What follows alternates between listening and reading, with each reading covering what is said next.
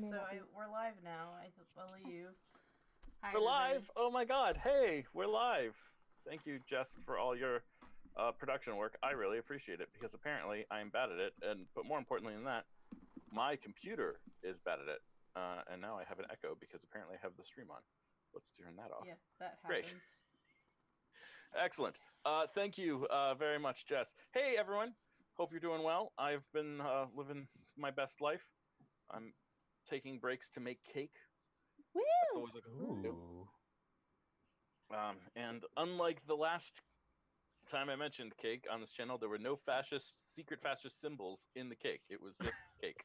And it was delicious. And most importantly, the cake was not a lie. So,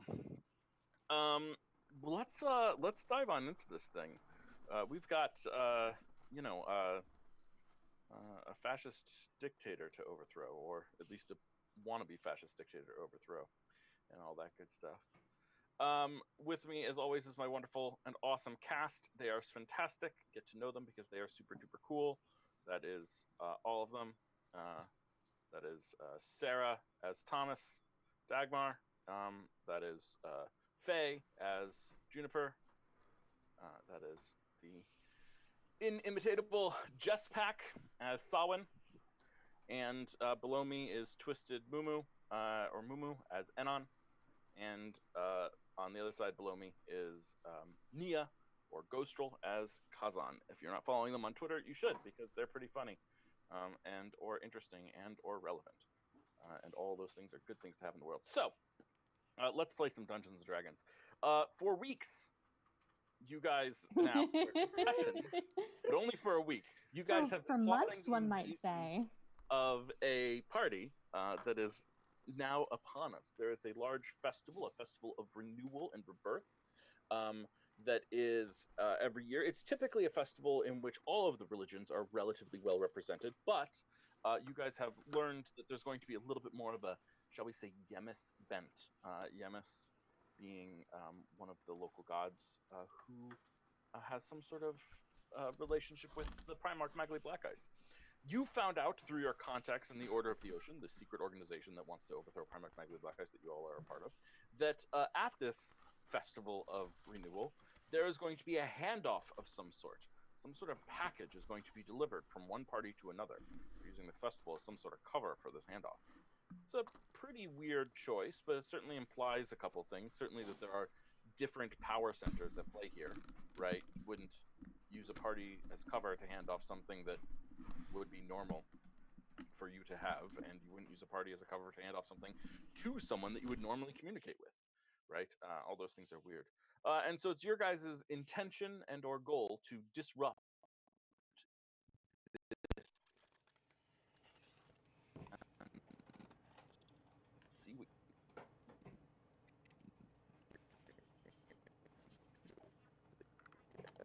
that's the plan right now. Meanwhile, you guys Hang on a second, Matt. Something's going on with OBS right now. Problems? That you got really robotic for me. Yeah, sorry. OBS is having a shit show. Sorry, hang on. No worries, I will pause. I was doing a full recap.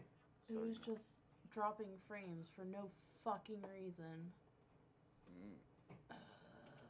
Alright, I think we're good now. Okay. Sorry about that. No, please. Do not apologize for doing all this work for me and making me look better. I appreciate it immensely. Yeah, so that party's coming up. You've heard some bad things. Tensions seem to be rising within the Grand Accord. We've got these nations that are all like in a treaty and trade agreement, but now there's sort of some hackles rising, and some people aren't so keen on peace and all that good stuff. And it's possible that Primarch Magli Blackice is one of those people who's not so keen on peace. And by possible, I mean statistically very, very likely, considering the evidence you've seen. So all that's going on, and we ended our last episode with sort of people doing some morning rituals and the like. But this episode, we're going to start with our camera opening up on Enon. Enon in prison. So Enon, you wake up groggily after your experiences, shall we say. Yep. What's your intention? What do you want to do? Oh, shoot. Sorry, before I get to Enon, I apologize. Oh, that's all right. I want to do a quick check-in. I've got 3 people who are level 5. Yay. Thank you for the reminder. Those of you who are level 5, did you take anything interesting at level 5? Anything that I should be wary of? Kaz, what'd you get at level 5?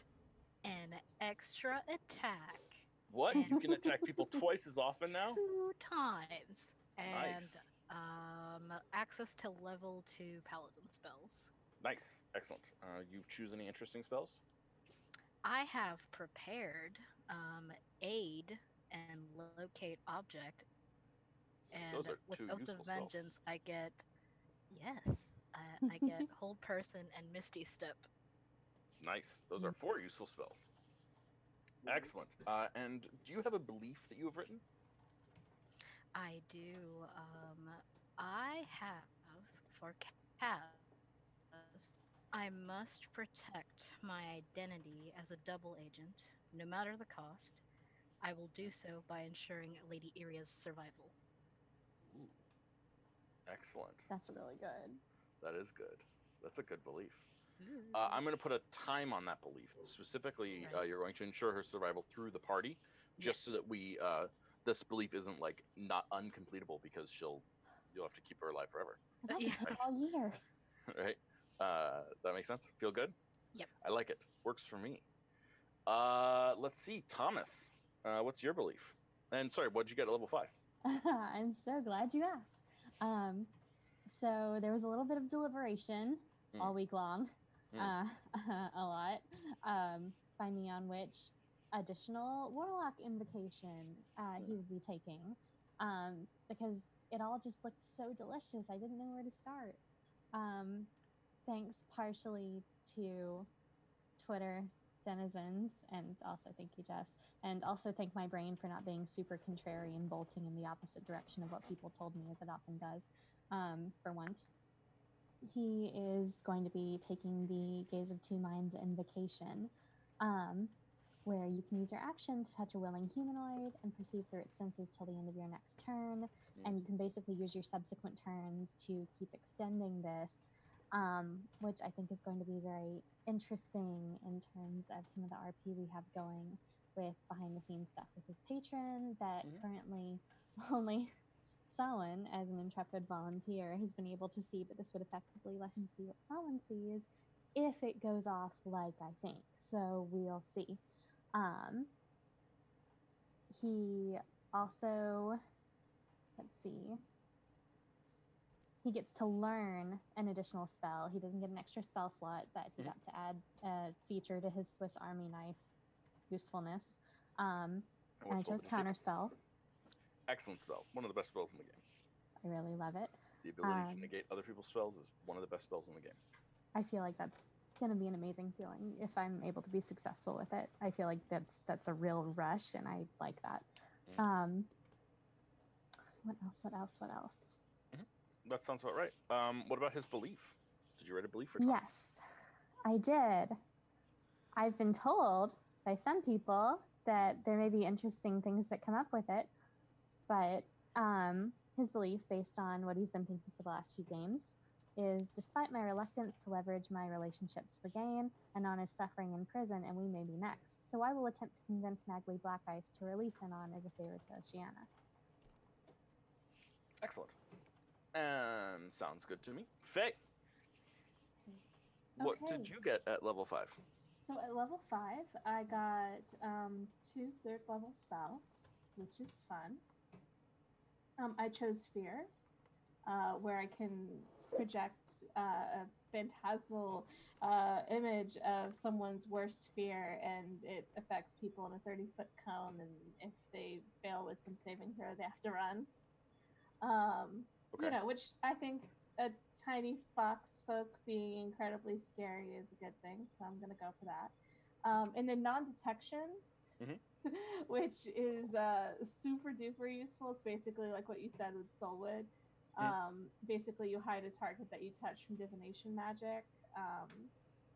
They can't be targeted by any divination magic or perceived through any magical scrying sensors for 8 hours. That's very useful in a game like this. Heck yeah, considering what's going down. Excellent. Yes, and she does have a goal, which is she believes that Mela stepwise is in danger and she can't keep her friends in the dark. So she's going to tell Solon as much of the truth as she can, so that hopefully he can help her. Or will he? Yeah, if it all depends on Solon on that one, but she can't. But she can't keep Solon. Like she can't keep her friends in the dark, but she's choosing to speak to Solon. That's great. So from there, now that we've done all that business, let's dive on in and check in on Enon. Mm-hmm. How's prison? You know, a little drafty. This floor is very hard and cold, and that kind of helps when you're a little bit sore from getting some beatings. But you know, that's life. You know, that's life. It's like living on a ship, except it's not wood and on the ocean or free. It's stone and yes, on the land and in captivity. Yes, exactly. That illustrates precisely what it would be like. There you go. Excellent. So you're in this prison. Mm-hmm. How does Enon feel about that, first of all? You know, disgruntled probably would be a good word to use. Okay. But at the same time, you know, he's probably, like, how long has it been since, you know, getting knocked the heck out by those guards who are obviously looking for an excuse to beat up on prisoners? Mm-hmm. Yeah. Well, you've had a long rest, mechanically speaking. So you should be at full health and all that good stuff. And I'm going to say that this is simultaneous. This is the morning of the day of the festival. Okay. So it's probably been 24 hours since then, but it's probably been like 30 hours since you were, but you had a day in the prison already. Does that make sense? Yeah, no, that totally makes sense. We glossed over. You know. Yeah. So you've been there for a day. Point, what's your intention? What do you want to do? At this point, Anon realizes that he effed up in a lot of ways, but at the same time, he hasn't given up. Okay. And the thing that he has come to realize is that, you know, I imagine that in the hours since, he has contemplated a number of things. After the anger kind of washed through, he's kind of realizing that what he's seeing here in this prison is kind of what has been happening to a lot of the people on his boat. For example, that there's an air of like, hey, it's like the sword of Damocles is over his head essentially, and over the heads of everybody else here. And there is something unsettling about that. He recalls his conversation with the general, and you know, the general told him that when he thinks about the seas, he thinks about freedom, and he's realizing that back on his days at the Rose Corsair, that freedom, though he didn't realize it at the time, was getting pressed upon. And here in the prison, that freedom, aside from being, you know, detained or whatever for crimes, is being oppressed upon in a different way, but in a similar manner. And he is contemplating how he can fight against not just the guards, but against the feeling of, you know, I can't, like the general sense that a lot of the other prisoners seem to have given up, because he recalls that he had gotten the crap beaten out of him, and yeah, you know, Farland Stonewhip was not and his hobgoblin friend Orc was not exactly his best buddy, but at the same time, he had recognized that there's a difference between the Farland Stone Whip that he had fought on, previous battles on sea versus this Farland Stone Whip that he had fought that he had kind of gotten into a spat with in the prison cell. There's a difference there. Mm-hmm. And Yeah. he doesn't like that. He doesn't like the fact that an enemy that used to have the guts to go stand toe to toe with him and get nailed by an axe to the body has just sort of shrunk away and just let the guards just run roughshod over all these people. There might be other pirates here who are the guards are running roughshod over. There are probably, Oh yeah, definitely. There's a bunch of ex-pirates in here. Yeah, and it's not great because at the end of the day, these are his people, and if first it'll be the pirates, then it'll be people like his newfound friends, and he's not happy about that at all.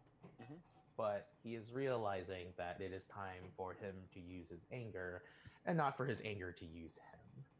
So what does that mean? What are you gonna do? What is your action? As of right now, am I in the cell alone right now? What would be best for you? I have no qualm. I can go either way.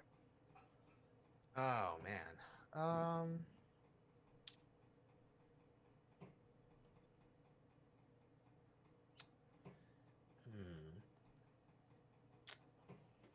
Or is it better if I just start picking things? I think it'd be better if you start picking things. Sure, no problem. Yeah. So you're in a cell. You've got a bunkmate, and lunchtime is coming up soon. Or maybe breakfast is coming up soon. Breakfast is coming up soon. Yeah, breakfast. So it's early. It's early in the day, and you've got a bunkmate. Your bunkmate's not someone who's necessarily been involved. People call him Nostril, because his after a unpleasant dealing with the Thieves Guild, a Thieves Guild member slit his nose. Oh.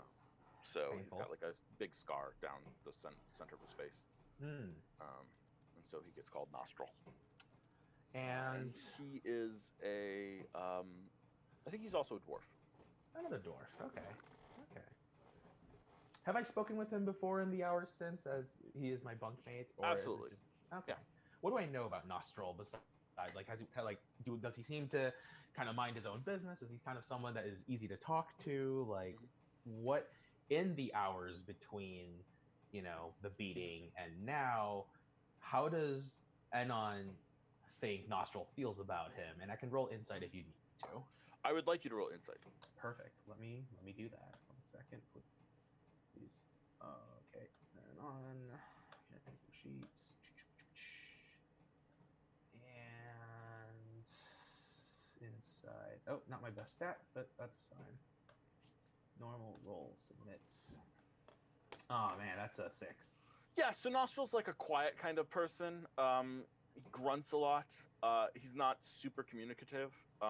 It doesn't seem like he has anything against you in particular. He doesn't seem to communicate with anyone a lot. So, there's a lot of there's not like tension that you're feeling or anything like that, but he seems quiet. He seems, maybe not quiet is the right word, but like a thug, So does he seem kind of like a tough dwarf, or kind of like a... Yeah, definitely. Okay. He's definitely cut from the same cloth as you, although he's not as powerful or successful as you. Okay, wow. So I suppose and I was just going to be like, is he awake right now? And I'm assuming that right now there's not really much to do in the cells besides just waiting and talking. Yep. And so Enon is just going to just kind of sit up on the side of his bed. I don't know if he's top or bottom bunk, whatever. It doesn't really matter to me. And just going to be like, well, tell me, Nostril, I've got a question for you.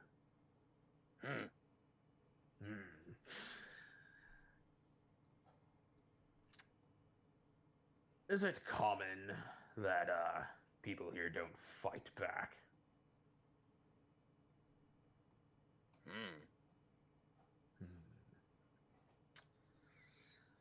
I have no idea what he's trying to say here. Can I figure out what he's trying to Yeah, sure. Yeah, roll. Yeah, you can roll. You can roll insight. It's like, All right, let's roll that insight. All right, come on. Oh no. Yeah. Yeah, I mean, he's not really responding to your question necessarily. He's just sort of grunting, and it's like, I don't know. It's just he's acknowledging that things are being said, but not necessarily more than and he just commenting on what's being said as like having particular meaning. It's more of like a I hear you, but I don't care, maybe, or I or- hear you. yeah, I hear you, right, but I don't care, or I hear you and I know that you're asking a question, but I don't even really know what you mean. And he just says, "Tell me, Nostril." And this is going to be a bit of a, perhaps a personal question. Are you angry like I am? He looks at you and his eyes narrow, and he sort of stands up and hops off the bed and sort of lands heavily on the floor, Mm-hmm. and turns around and looks at you. He says, "You see this beard?" Do I see his beard? Yes, it is Okay. short. Oh. He says, "This was taken from me. So yes, I'm angry." Oh, me too, my friend. Me too. And On kind of reveals his missing pinky finger, and he just says,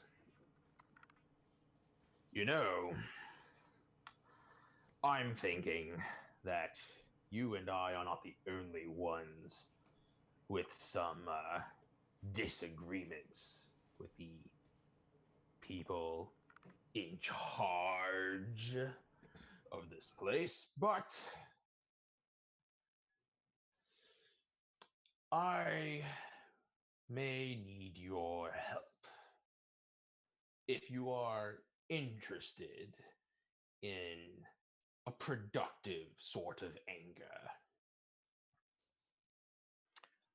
Yeah, so what's your intent here? You want him to join you in doing something? I want him to, right now, I want him to at least be willing to have my back.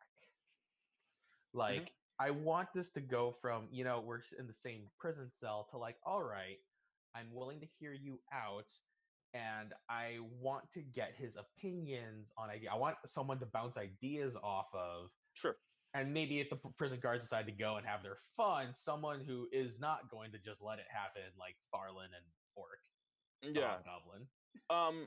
So I don't think you're that far yet, but I do think you can get there pretty quickly. But I think like you need to like he's your bunkmate. There's like a assumed camaraderie there. Yeah. A little bit.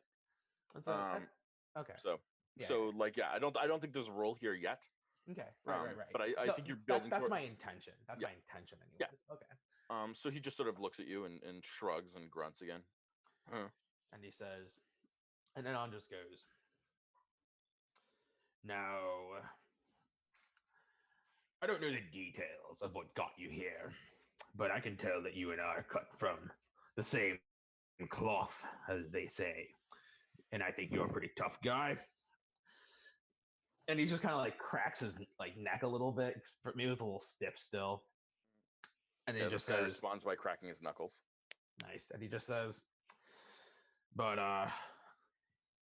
do I know that he used to work for a thieves guild, or is that just something that I don't? Okay, so that was like Musashi knowledge, not On knowledge. Yeah. And it just says, and On just says, I don't know about what your previous line of work was, but in my line of work, sometimes there was a need to play a little dirty with folks who have the advantage, and I think that you and I, he's gonna kind of lean in a little bit closer, says, I think you and I, we need to get others in on this, because let me tell you something. You know how the people who throw on all their airs about how tough they are. You get past their ego and you find that they're fragile little children on the inside. And I was just gonna say, these guards are no different. Swaggering. They think their advantage means they're better than us. But I think that we can perhaps disavow them of such a notion. Can't do it by myself. You've been here a little bit longer than I have. I was wondering if you can help me make sure that others might agree with us, because otherwise we'll just be sitting here rotting like logs in the sea. So, Anon, yes. At this point, I want you to roll a persuasion check. Absolutely.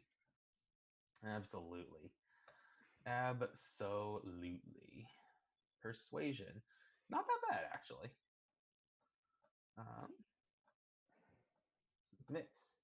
Oh my god, what are my rolls? That's a 7. A 7. Great. Yeah. So he looks at you, and suddenly you hear a voice inside your head, and you realize that he is communicating with you psionically now. Oh, shit. And he says in your head, "You speak very casually about things that are very dangerous. You'll need more allies than just me to make this happen, and I'm not a place to start." Anon will nod and just say, dangerous, yes. But I would rather do something dangerous than to lie around like a coward in safety. I would too, but only if it's going to be successful. Again, that's in your head. Anon will nod. I agree with that. You seem to know a couple of things. What would you suggest? He looks at you skeptically. Yeah, you need to offer him something to convince him to like help you out even a little bit, because you didn't roll high enough on your persuasion even to get, more than that. You need to have something concrete to offer him, basically. And he says, and Anon says, tell me, Nostril, I have a question for you. Do you wish to do something, play a role in toppling the people in charge, not just of this cell, but in Chalestra? Oh, interesting. Anon will simply say, right now, I am going to take a risk. I am offering you my life. You have what I am going to give you. And Anon's just gonna kind of look outside like the cell, kind of make sure no one's overhearing. I am willing to give you power over my life because I trust that you and I have the same goals. And he says, I am going to tell you that there are those I work with. They are willing to overlook any unsavory deals or unsavory deeds that you might have committed if you help them out. I made some rash decisions, but they accepted me. And he smiles broadly at you. Yeah, roll a persuasion check at advantage. Perfect. Oh my god, I hope I whirl well, but this has not been a good chain of persuasion. Advantage. Submits. 14. Mm-hmm. So he smiles broadly at you. And again, you hear in your head, your friend that you fought with. Can you make nice with him? Anon simply says, we have a bond forged in the battlefield. I might be able to get through to him. It is dangerous. A lot of support in this prison. With him on board, we have a chance. Anon nods and says, I think I can. It will not be easy. But worst comes to worst, if I fail at this, you will be safe. And you can throw me under the bus. Well, whatever, under the wagon, whatever. There's no buses. Yeah. It's just, yeah, you know what I mean. Okay, yeah. Okay. Under the rudder. Under the rudder. He says, I'll get him to meet with you. Perfect. Over brunch. Absolutely. And yeah, I think that's where we'll close that scene. Perfect. Feel good? I'm feeling great. Excellent. So let's check in with the rest of our party who are gathering. Y'all have met somewhere. There's a rumor going around, though, that is quite interesting. Hello, rest of the party. And I think some of you might pick it up.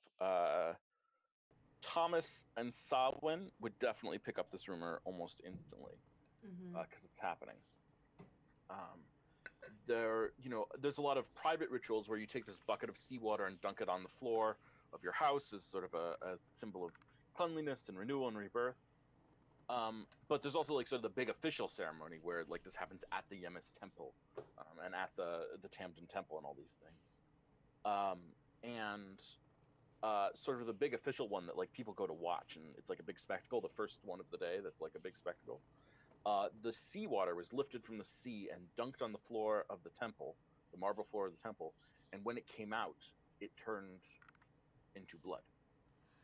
No.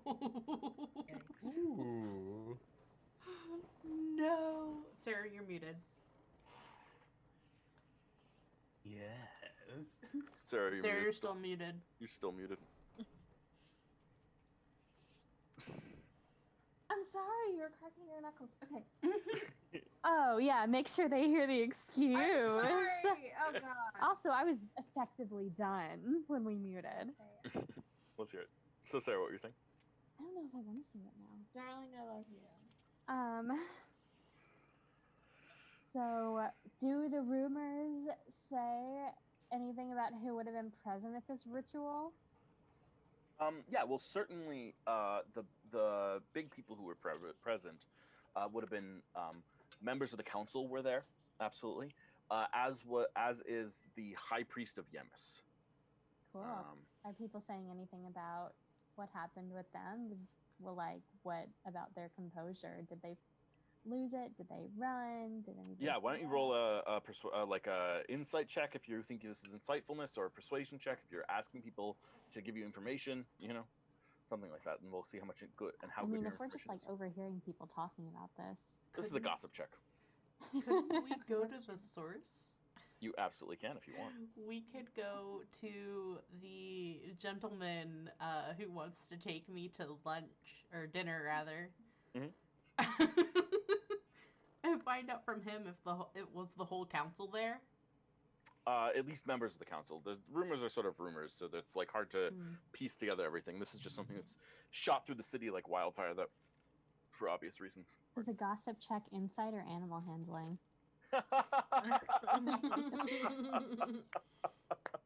Well, it depends. If you're using Mercury, then probably animal handling. But no, I think it's either insight or persuasion. Okay. Your call.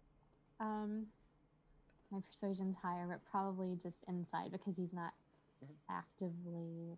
Well, no, he would probably be actively looking. He'd probably grab somebody by the elbow and be like, "I'm sorry, what were you saying?" and trying to find out. Yeah. So the people are like, well, obviously there was panic in the galleries, and everyone was sort of freaking out about everything. But But the high priest of Yemis, he calmed everyone down, and he and the Primarch went into a back room to try and decipher what this means. Because when this sort of thing happens, it can only happen by will of the gods. Obviously, this is quite the insane thing to have happened. Of course. How long ago was this? Oh, just this morning. Well, they did the ritual at 10. How many bells is it?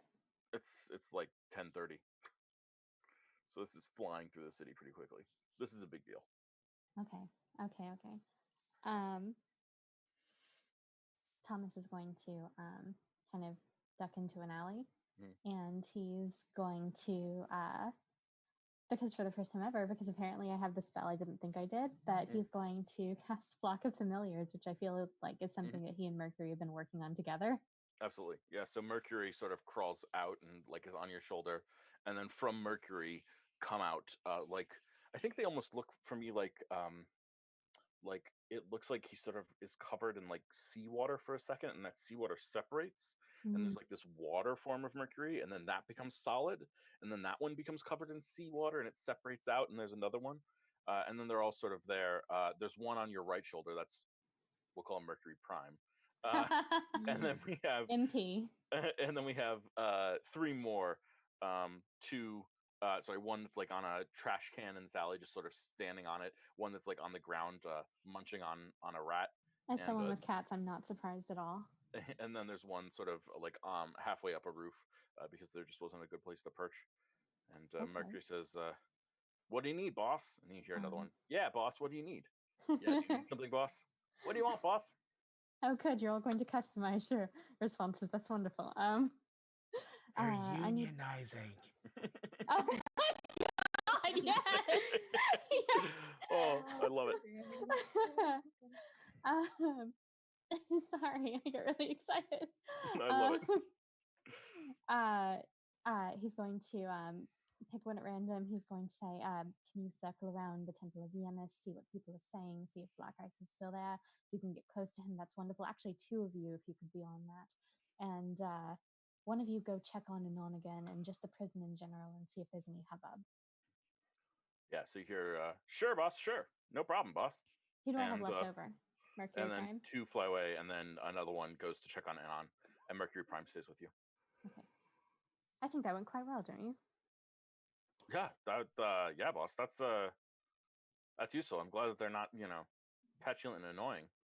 No, of course not. No, you know what? That's not like you at all either. Let's get you a snack. Now, see, you're what we'd call middle management. Oh God. Drink Kool-Aid. Yeah. You get paid a whole 50 cents more an hour. No. That was not canon. That was being facetious. Yeah, But he's going to quickly join up with the rest of the group. Yeah. So everyone sort of gathers. I think we agreed that we were gathering at Sawan's place. Is that right? Well, I think we did that, and then we were going to go shopping. Yeah, we were going to go shopping. You're already there. Great. So you've left Sawan's place to go shopping, and Thomas just sort of took off into an alley to do this quickly. And the rest of you were sort of waiting awkwardly outside the alley, I guess. Just a moment. Yeah. Someone's gonna lean in really close to Thomas and go, "Do you think we should make time for the..." Oh, then, like, he fidgets with one of his rings on his finger. As interesting as that may be, I'd really rather concentrate on what we're doing today, perhaps after the party. Well, I don't know. It's going to be a bit of a gap of time this afternoon, I suppose. I don't want to be away from the house in case you know who comes by. But the only reason I bring it up is because if the rumor is true, then that does not bode well. quite right. And I feel like if maybe we can get in front of it, then there might be something that we can do. Because there's going to be a lot of people in the city out celebrating, and that's a lot of innocent lives. If we are going to do this, I feel like everyone should be there, as many people as possible, in case it goes south again. Well, Know what I said last time? Strap me down. You say that, but perhaps we can get fancy very quickly and then go have lunch at the Soulwood Tavern for some privacy. Sounds good to me. Okay. Right. Are we gonna just do a 80s shopping montage? 80s shopping montage inserted here. Great. Makeover, Wait, that's Batman. makeover, makeover. Fishy Oh, sparkles yeah, I'm just gonna, like- everywhere. Are we using Samhain's money? We're not using all my money, please and thank you. Not that expensive. Yeah. Everybody gets an allowance of 200 gold pieces. Allowance. That implies they get it again? What? That implies they get it again at a later date? An allowance. Thomas would be Oh yeah, no, horrified. no, I'm very no. I into take this. that back. It's not an allowance. It's Oh, okay. One-time payout. a Got it. bonus. one-time payout because I A want to buy us a salary? house.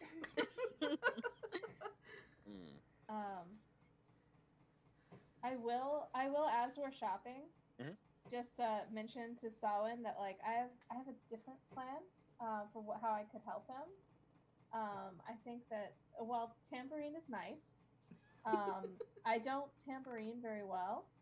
And I was thinking that I could be your so-called special effects manager, and I'm going to cast a little cantrip, and it'll just be like, of course they can't move, but it would just be like an array of really pretty butterflies and like a 5-foot space around Samhain, and be like, so like while you're playing for dramatic effect, and then they disappear.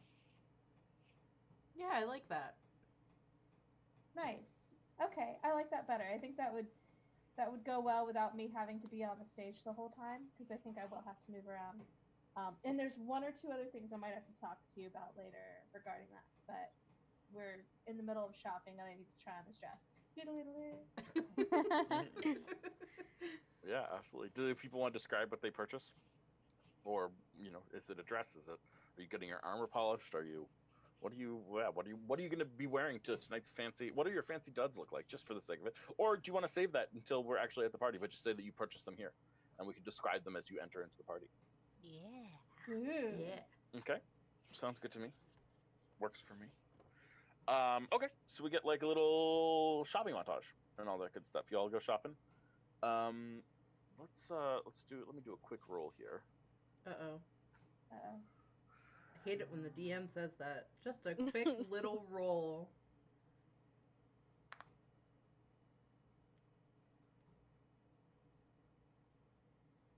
I have a feeling this so is the something to do with city- my extremely well-compensated employees.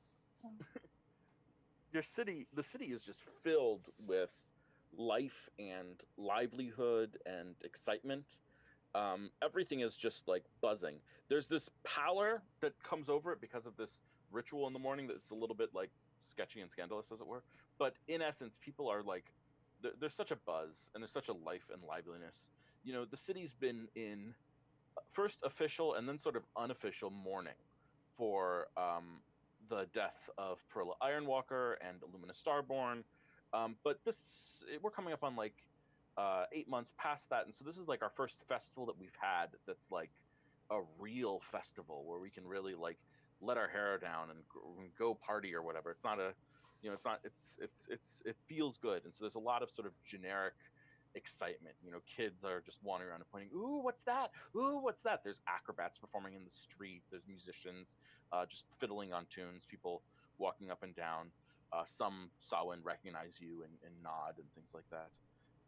It's quite the thing. There's theater companies do this thing on this festival day where on this day, instead of performing in the theater house, they perform on the coast because the water is symbolic and things like that. And so it's open to the public. It's totally free. So there's shows going on up and down the coast as this day is going on. Like every theater company does this, and there's like 14 different competing theater companies. And so like you're walking and you hear like 25 lines from a play as you're walking past it, and then as those lines start fading into the distance, you start hearing the lines from the next play because they're not that far from each other, right? So it's just like a lot of life and festivity going on constantly. Um, yeah. Let's see. Partway through the day, not that far into it, Thomas, one of your familiars, returns. The first one to return is actually the one from the prison.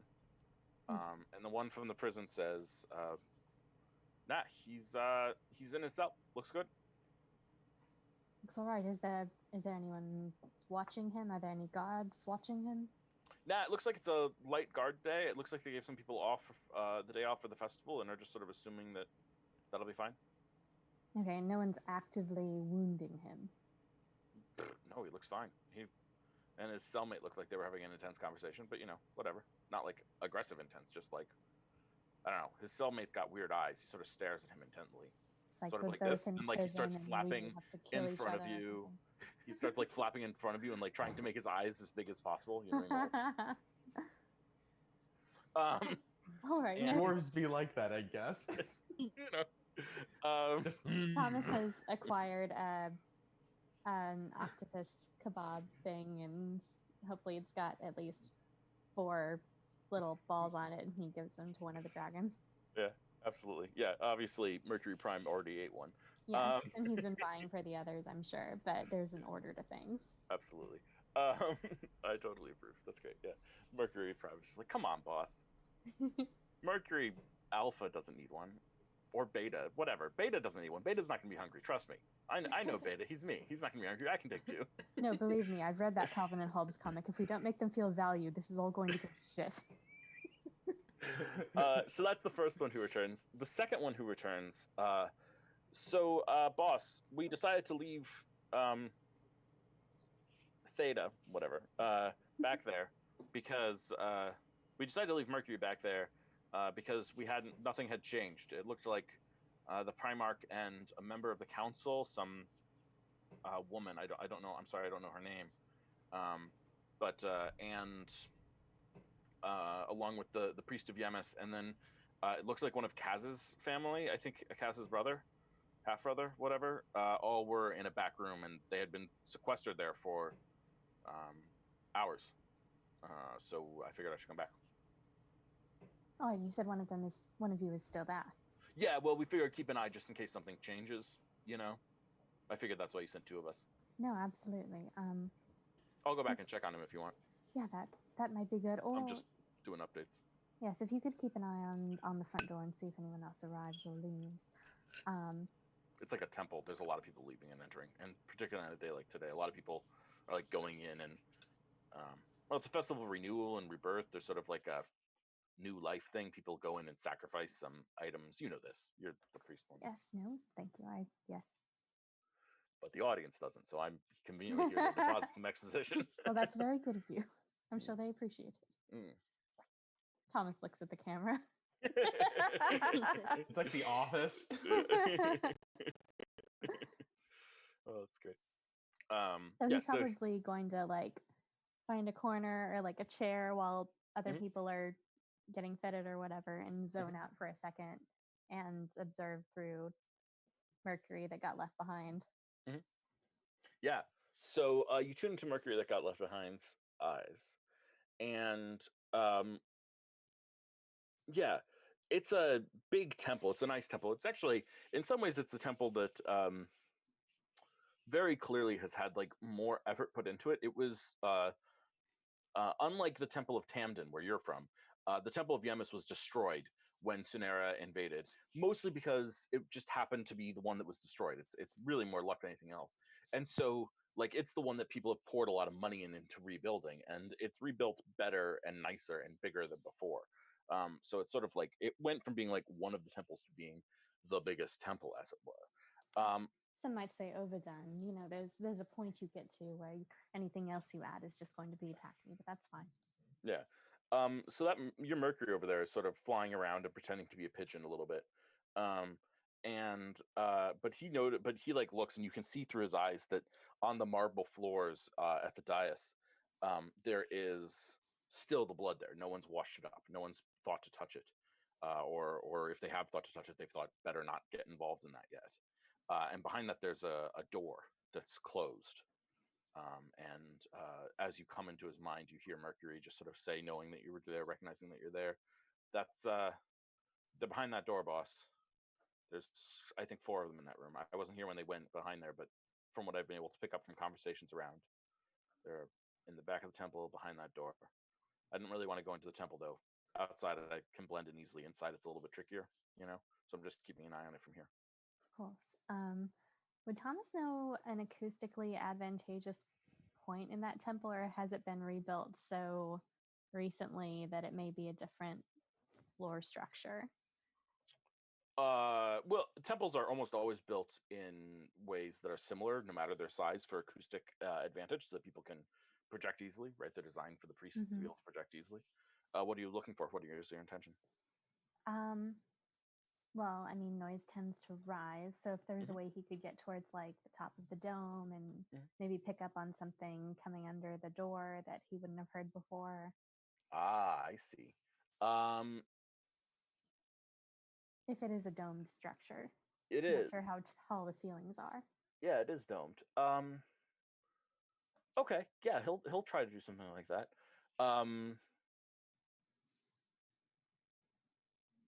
Yeah, let's roll a stealth check for Mercury, because the doors are open. They're like big double doors that are open, but that's different than like it's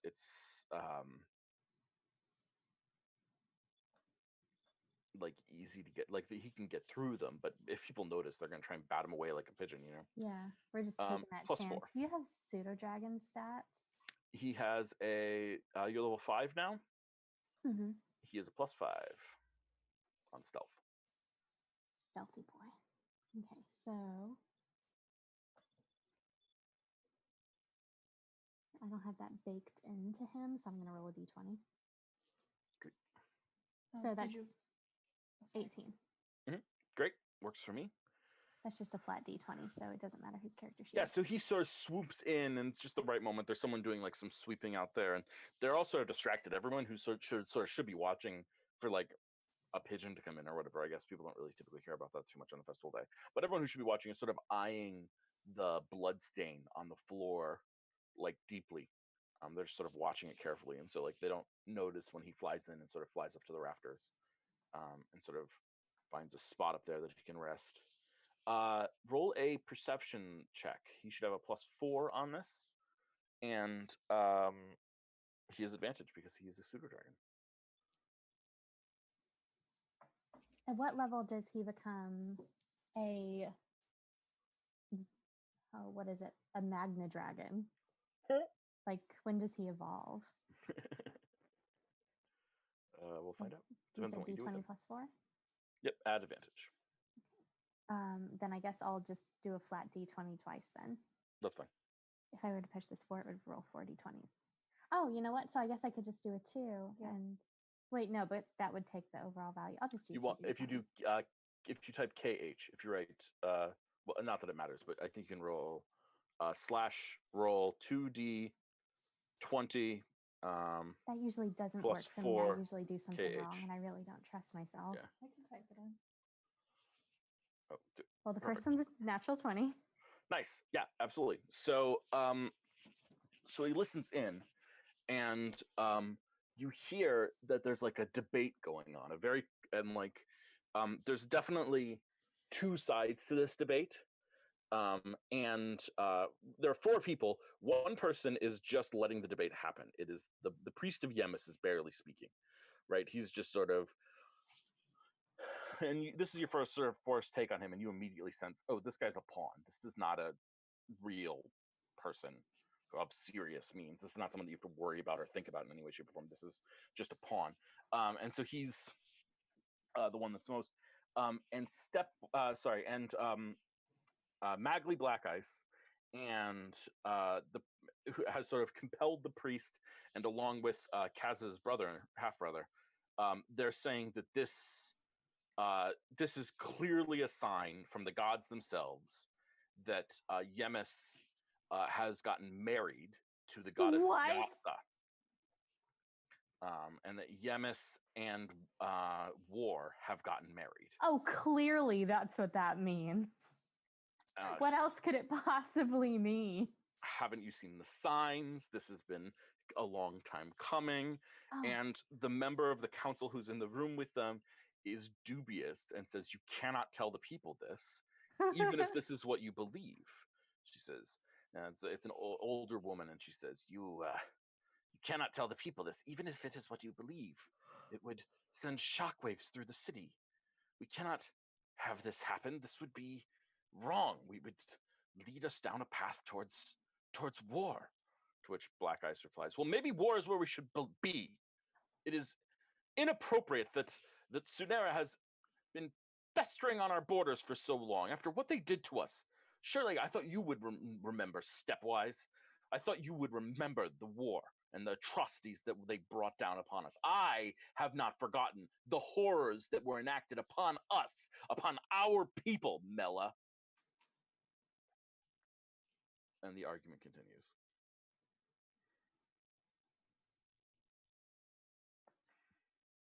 Okay. And with that, I'm going to go check in with Nia and Jess. Kaz, what are you doing? Just shopping things. I have no idea any of this is happening. Sounds good. And Solin, you in the same boat? Yeah. Great. Then I'll go check in on Anna.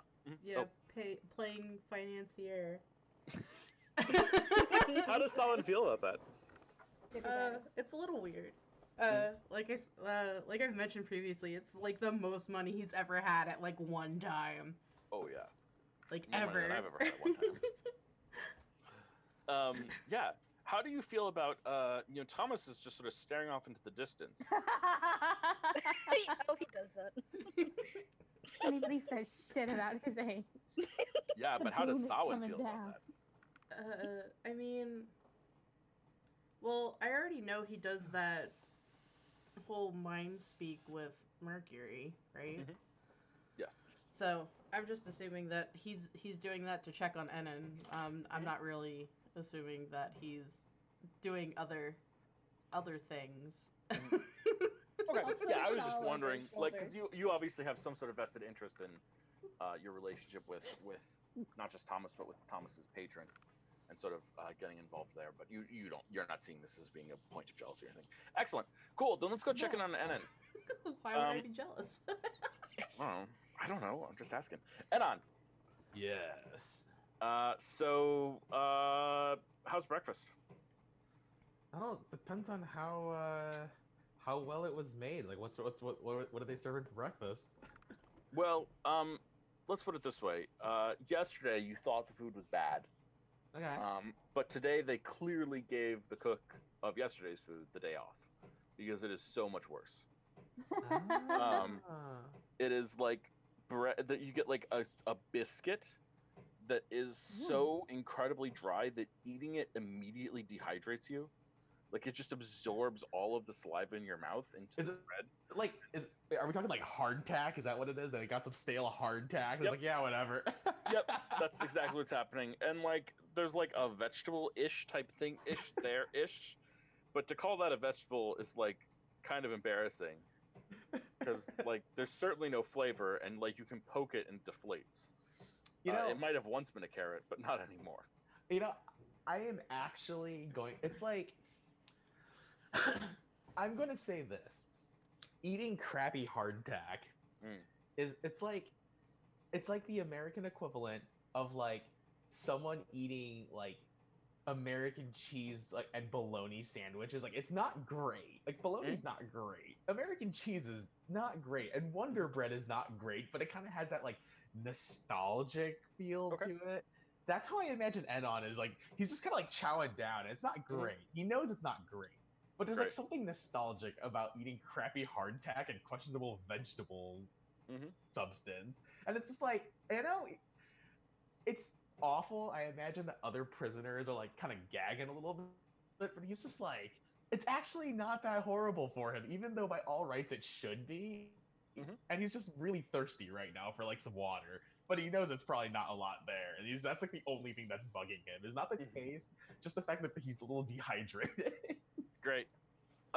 So So ironically, even though it's worse food, Enon likes it more. Yeah. That's very in character for him. So what do you want to do over brunch, though? Do you want to try and bury the hatchet with your friend, or friend, he says in quotes, or what's the plan? So, Nostril, was Nostril going to arrange for this meeting to happen, or just that he said we could talk that he's going to be there at breakfast? I think he said what I said. I think is he'll arrange it, but I think actually it's better if you just talk. So I think you got to approach this guy. Okay, approach this guy. All right. So where is he right now? Yeah, he's 2 tables over from you, and he's got sort of a crowd of people around him. He's clearly like this table is like the popular kid table. I mean, people aren't really like laughing and joking because it's prison, but there's definitely like, there's more people there and there's more conversation there going on. All right. So it's like the popular kids and stuff. And I'm assuming, do I notice anything like are people giving Farland like more of the crappy hardtack? Yep. Like he's Absolutely. getting more hardtack, and it's just like, so Enon is gonna finish chewing on his hardtack and vegetable substance, or earthy substance, I suppose, is probably more apt. Fibrous substance. And honestly, like how many people are around him? Probably like 40 or 50. 40 or 50. Okay. And how many of them look like they've been beat up recently? I mean, I don't want to do hard numbers, but let's say just like approximately 60%. 60%? Fair enough. Enon's just gonna walk through the crowd and just sit himself right in front of Farland. Like he's just gonna push through the crowd a little bit. Like it doesn't really matter. Like Enon is very much aware of the fact that Farland likes to hide behind other people, it seems. And frankly, I don't think Enon cares. And he's just gonna sit down, and kind of, put his elbow on the table, fist underneath his chin, and be like, "Hey, Farland, how you doing this morning?" What do you want? Well, that's a good question. Seems like you're pretty popular around these parts. Yeah. What of it? Not at all. I think it's admirable, actually. And looking for another beating? Because I can ask Orc here to oblige you. He won't mind, and I bet I can get a guard to look the other way. Yes. And you could. And that's perfectly understandable. I know you and I have had a past. But let me ask you something real quick. And I want you to think hard on this. You might be able to get the gods to look away every once in a while. But who's to say that they won't just pick you like they picked me?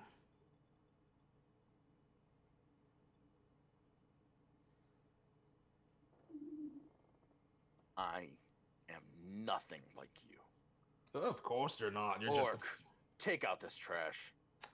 And Enon's just going to be like, of course not. You're just a former pirate who has been thrown into a prison. And I guarantee you're not human. And if I'm not here, and all your friends aren't here, they're just going to beat up you, beat up your friends. And really, they're relying on you not fighting them because they want you to do their work for them. Orc pauses. He stands up and is gonna just do what Farland wants, but instead he pauses for a second, sort of looks questioningly at his boss. And Enon just says, "So tell me, you just gonna kiss up to the people they'll give a fuck about you, or are you gonna show them who's really boss?" Yeah. So, you are intending on communicating with him, you want to be his friend on some level, or you want to work together against this. But yes. But his response is to the part of it that says, Are you just gonna kiss up to these guys? Are you just gonna suck up to these guys or whatever? Mm-hmm. And he just immediately growls and decks you hard across the face. And Anon just like takes it, like just takes the punch to the face and just, you know, there are such things as words that you could use to articulate a point. Are you calling me stupid? And like as he shouts that, everyone in the entire cafeteria just quiets down, and you see the guards are sort of starting to look around. And Anon just says, "You're drawing their attention." Yeah, because I know who they're gonna go after. Yes, they'll go after me, I'm sure. But you know, Farland, back in the old days, the Farland who was, you know, that I'd fought on the battles against didn't hide behind the authority of others. He at least had the balls to face me on the deck, man to man, and not let others do his job for him. Where is that Farland Snake Whip? Is he hiding? So I feel like you're trying to intimidate him into being your friend. I'm trying to. What Anon is trying to do is trying to awaken a sense of pride in Farland that he feels like Farland doesn't have. Because right now Farland is kind of hiding behind the guards, hiding behind a bunch of other people because he doesn't want to get in trouble. He wants to avoid the risk.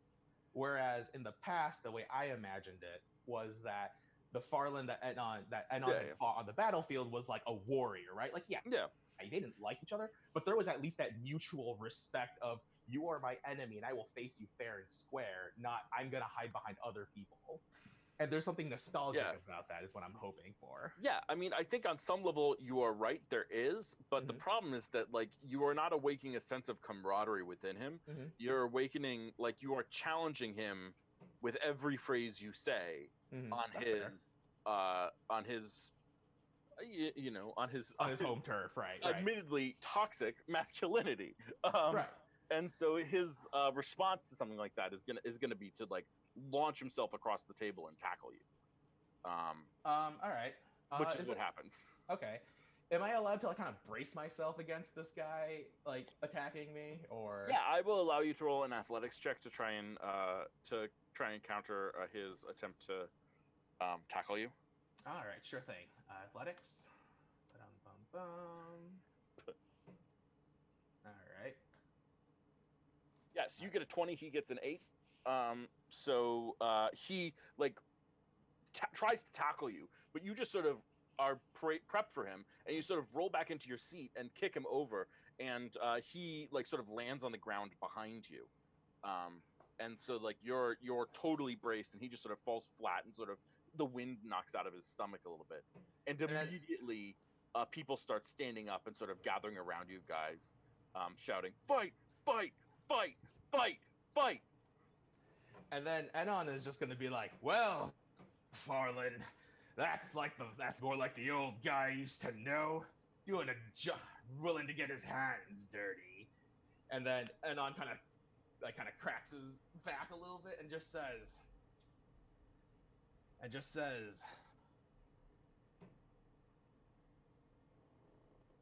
let me think about this, because I've never actually been in a prison scenario before, so give me a moment while I think about this in terms of RP. And just says, "I'm telling you, Farland, it's not me you should be angry at." Yeah, roll a persuasion check. Okay. Oh, did I get inspiration last session? I don't remember. I don't remember either. You should mark it on the top left-hand corner of your sheet where there's a little inspiration box.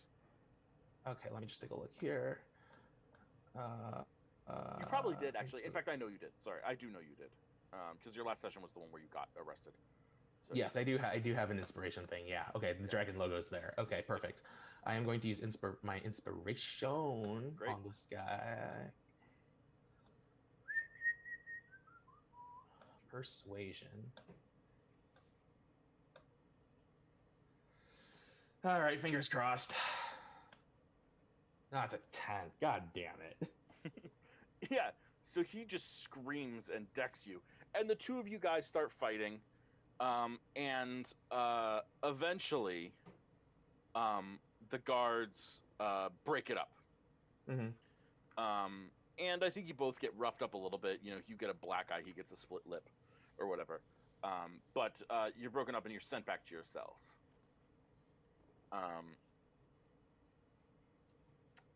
Okay. So you're sent back to your cell. You're thrown back into your cell, and your door is locked, and it's you and Nostril in there. And Nostril looks like he's about to say something to you, when a guard calls out and says, "Nostril, you're wanted." And Nostril sort of looks confused, and then looks at you and shrugs, and then walks out the door. Okay.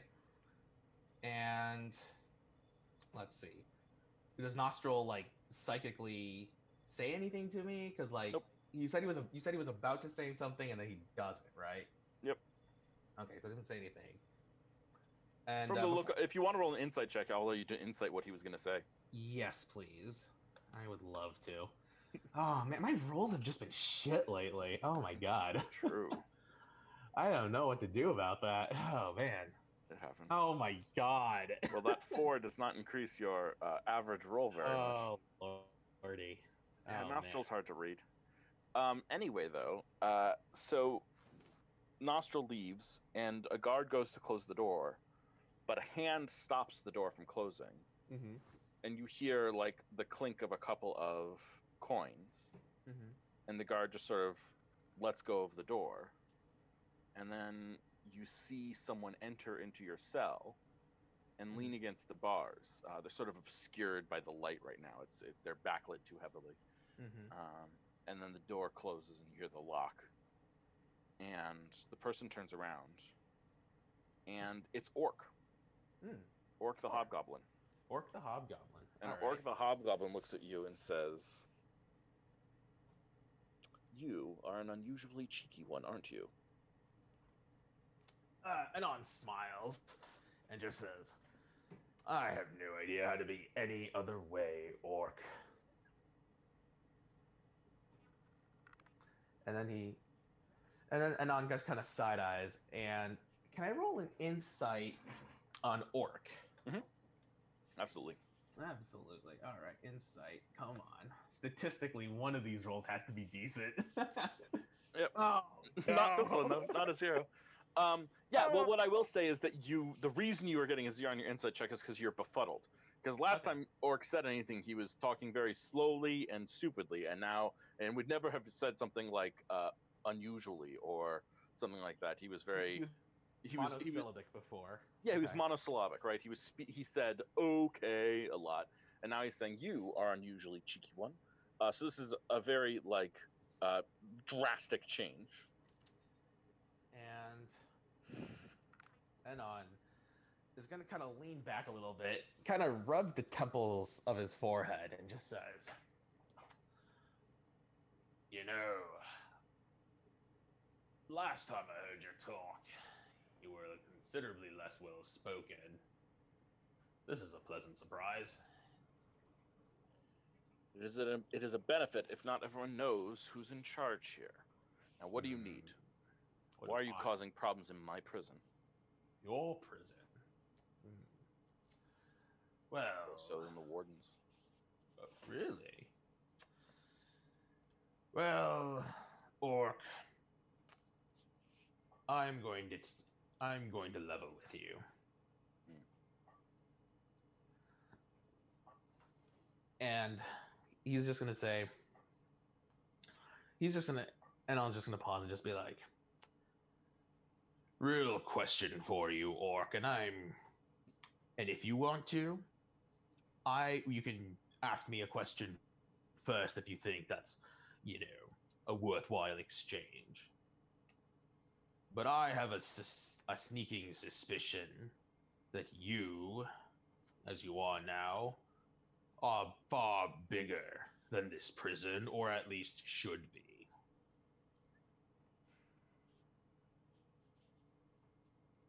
trust your instincts.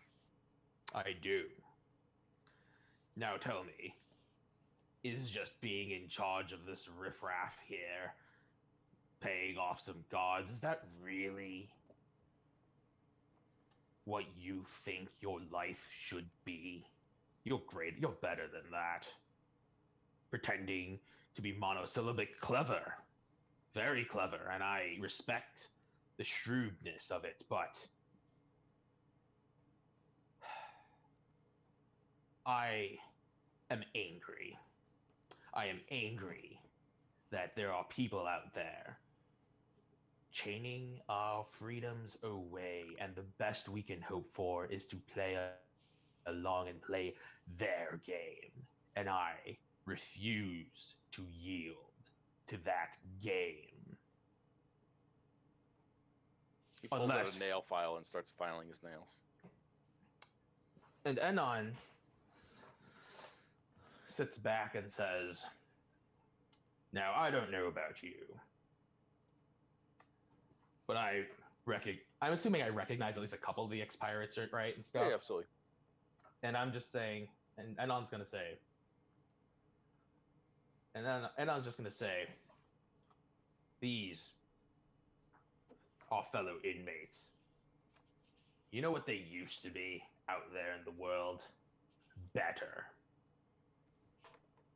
You weren't always. Some of them. Not all. Some are better here. But they were more free out there. I'm more free here. Are you more free or simply safer and content with it? Both. We've had troublemakers like you come through before. And what of it? Usually they get beaten down at some point and give up. That does tend to be a common thing. Oftentimes, the flesh breaks, and the spirit does too. But let me tell you something, Orc. You can get all your gods, and they can slit my throat and dump me in the river. And then Enon's going to lean forward, put his hand on his knees, and says, but my spirit is not going to break so easily as my body. I do not want to yield. I am not afraid. And let me tell you something. If this is your kingdom, and you aim no higher, then what have you achieved? Safety. Fair enough. I prefer to live my life on the edge, and I will continue to fight and rail against the people who play with my being and the others around them. And you know what? It's not just going to be us. It's going to be others. Until finally, the only thing that's left are people too afraid to fight back. Is that what you really want? Honestly. And if it is, then I'm not sure what you're even doing here. And I think the camera cuts out, Mm-hmm. and that's going to be our break. And we'll come back and see what happens next. Oh, yay. I love it. So Braveheart, only without the shittiness. I'll take it. Oh, man. We good Yep. for the break? Okay. We'll be back when? 6:42. Okay, 10 so we'll minutes. be back in 10 minutes. 10 minutes. Sorry. Thank you.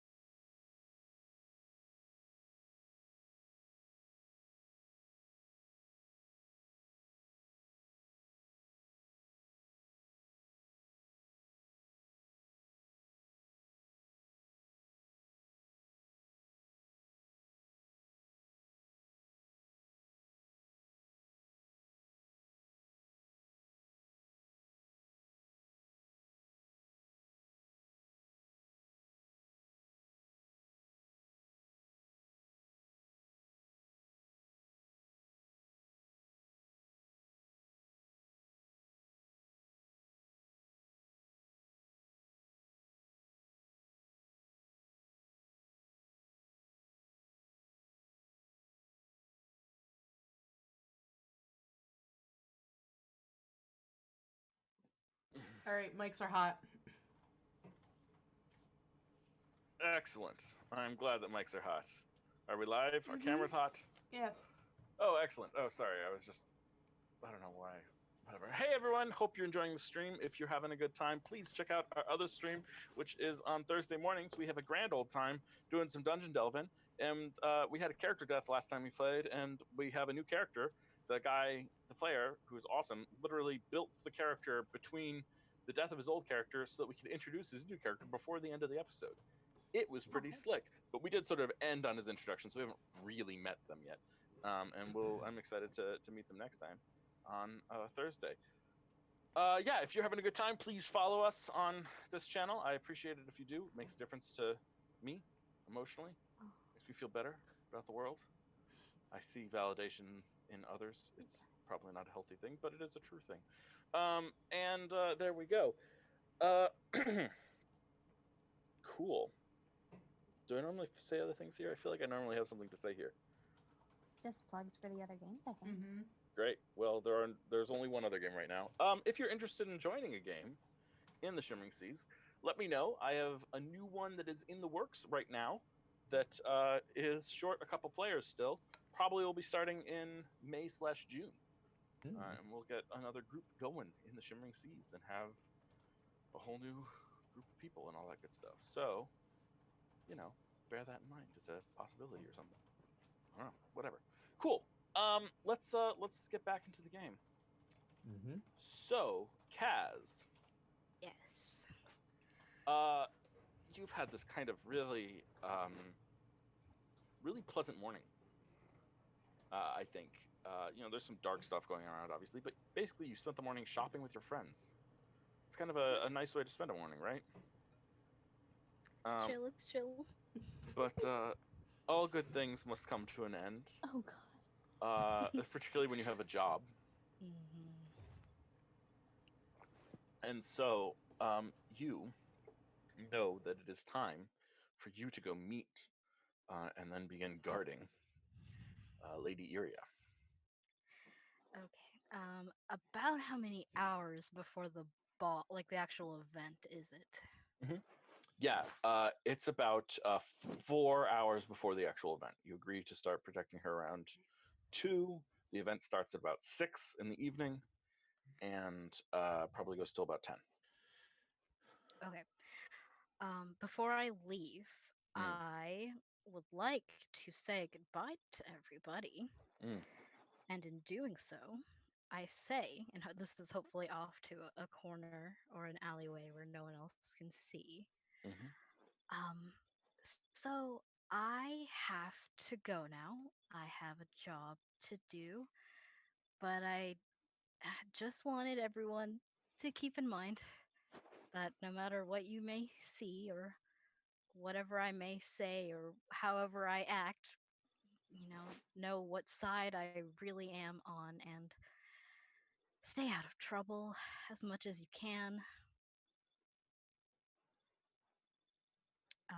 And I'm going to cast Aid before I leave on Juniper, Thomas, and Sawin, which will increase their hit points by 5 points. Nice.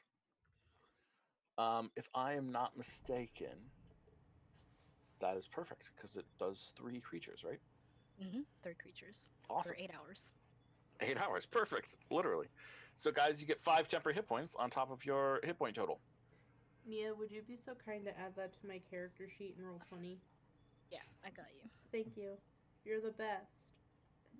Okay. Also, just for the record as well, not only is Nia the best, but Jess is also the best for running the stream for us. So, yes.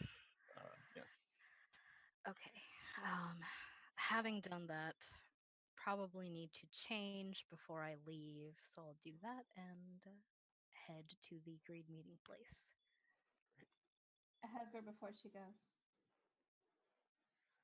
Aw. You get a hug. Aw. Very quickly, is there anything, because I feel like we're going to be split up a lot and we're going to be individually potentially kissing a lot of fascist ass tonight, respectively. Is there some sort of signal we should arrange in case one of us is in possession of the package? That probably would be a good idea. What about a code word? Okay. Or a Potato. gesture, we tug on our ear. Well, then we can't tug on our ear for the rest of the night because that might imply that we have the package. Yeah, nobody tugs on their ears regularly. Well, I'm wearing earrings that are rather large, and if I need to adjust them somehow, I mean, I don't want to be bound by that. Okay, you take off an earring and everyone else tugs their ears. How's that? What if I lose one? You act like you can't replace it, Thomas. No, I Your mean, priorities are in the wrong place, my friend. think that I have the package if they see me sans earring. Yes, that's...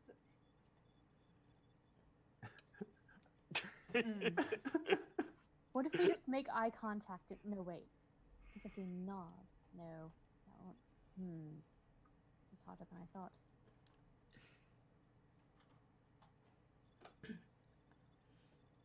All right, fine, earlobe it is. You know, I've never thought so much about wanting to tug on my earlobe until the moment we decided it was a signal. How old are you? How old are you?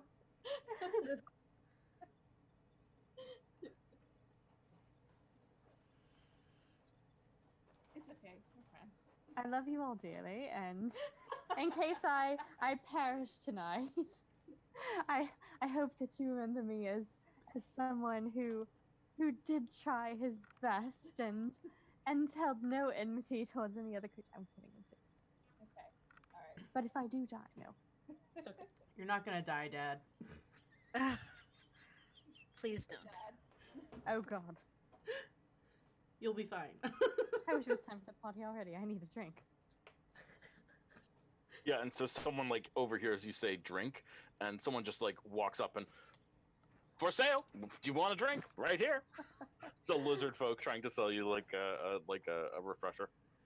I'm all right, thank you. If I want to pay $20 for a drink, I'll go to an airport. An airport? Exactly. Sorry, I think I just stroked out for a minute. Oh, Lord. Oh, Lord. So Kazan, you head off with this conversation in your mind, prepared to tug your earlobe if you need to, and begin your trek over to meet with Lady Iria at the Temple of Yemis. So you make it to the Temple of Yemis, sort of the Grand Temple of Yemis, and you've been here before. Obviously, you've stayed here before, and in fact, are even staying here in disguise right now. And there's a fair bit of hubbub around it. There's newspaper people around there. There's reporters and things like that, and a lot of religious figures sort of walking in circles and chattering actively. And you go in, and someone sort of sees you, but then is going to approach, but then pauses and decides not to approach you. And you walk forward, and you see that there is this blood stain on the marble. And it's pretty intense. It isn't just sitting on top of the marble. It's actually sort of it looks like it's sunk into it a little bit. Like the marble itself has turned red. And when you look at it, it's not exactly just like a normal blood stain. It looks like there's an image inside of it almost of a massive boat with 3 sets of sails on it. And it looks like there's a swirl of blood underneath that looks like a wave. It's a pretty intensely visual image. It would be, from far away, it would be easy to miss. It just sort of looks like a pile of, blood stain, but up close, it's very, very vivid. And you hear a voice, and it says, Kazan, I see you're looking at our omen. And walking up to you is Lady Iria. She looks gorgeous. She has just on long purple gown that's plunging neckline with sort of embroidered darker purple along the sides of it, and she's wearing necklaces. It's probably more appropriate for evening than it is for day, but it's like an impressive look. And she says, "Pardon me for a minute. I just need to change. I was just checking out my outfit for tonight, making sure that it fits and all."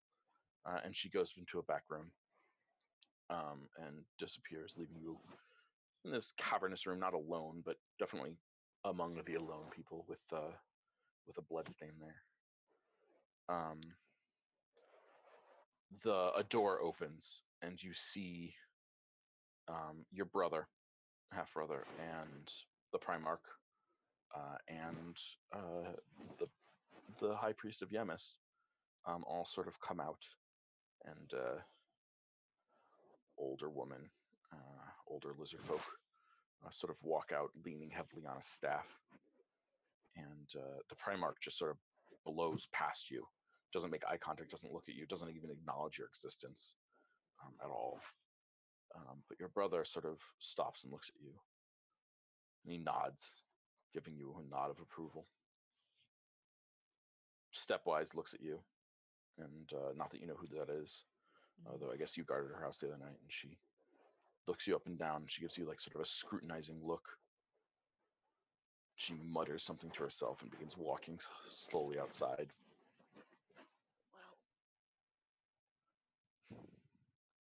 Well, okay, so they all leave, leaving me here. Yep. No, your brother's still there. Oh, my brother's still there. Okay. Also, technically the High Priest of Yemis is still there. Okay.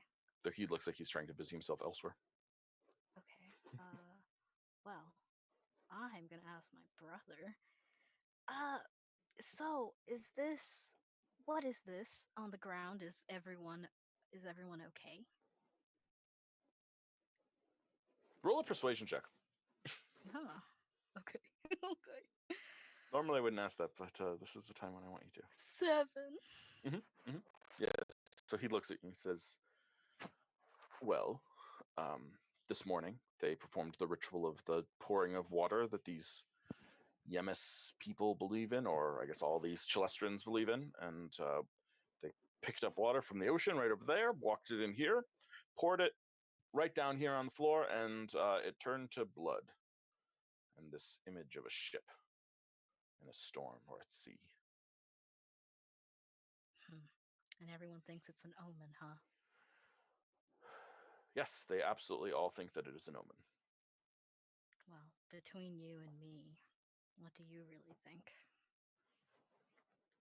I think that you are still young and your loyalties are untested. Fine.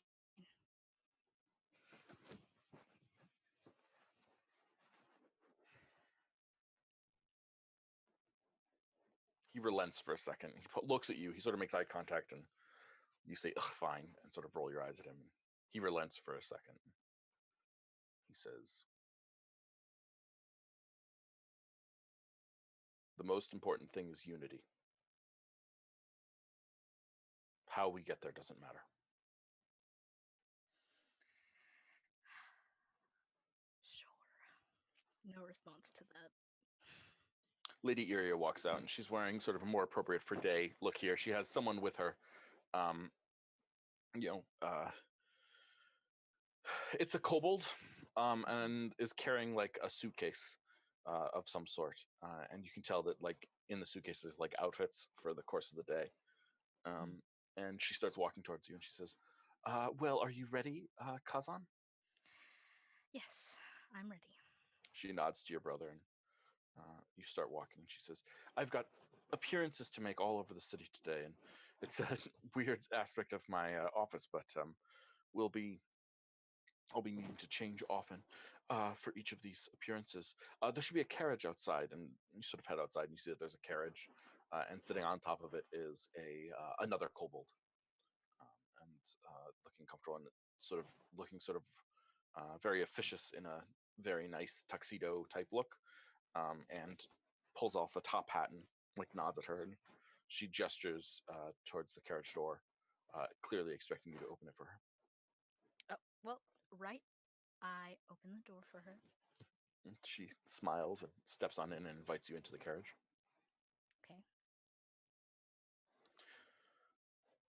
So you begin sitting in the carriage and starts traveling around. And she looks at you and she says, "This all must seem like a bit of a fuss to you. I know that your people don't really believe in these rituals and patterns and things like that. Or at least you have different ones that your brother is very cagey about."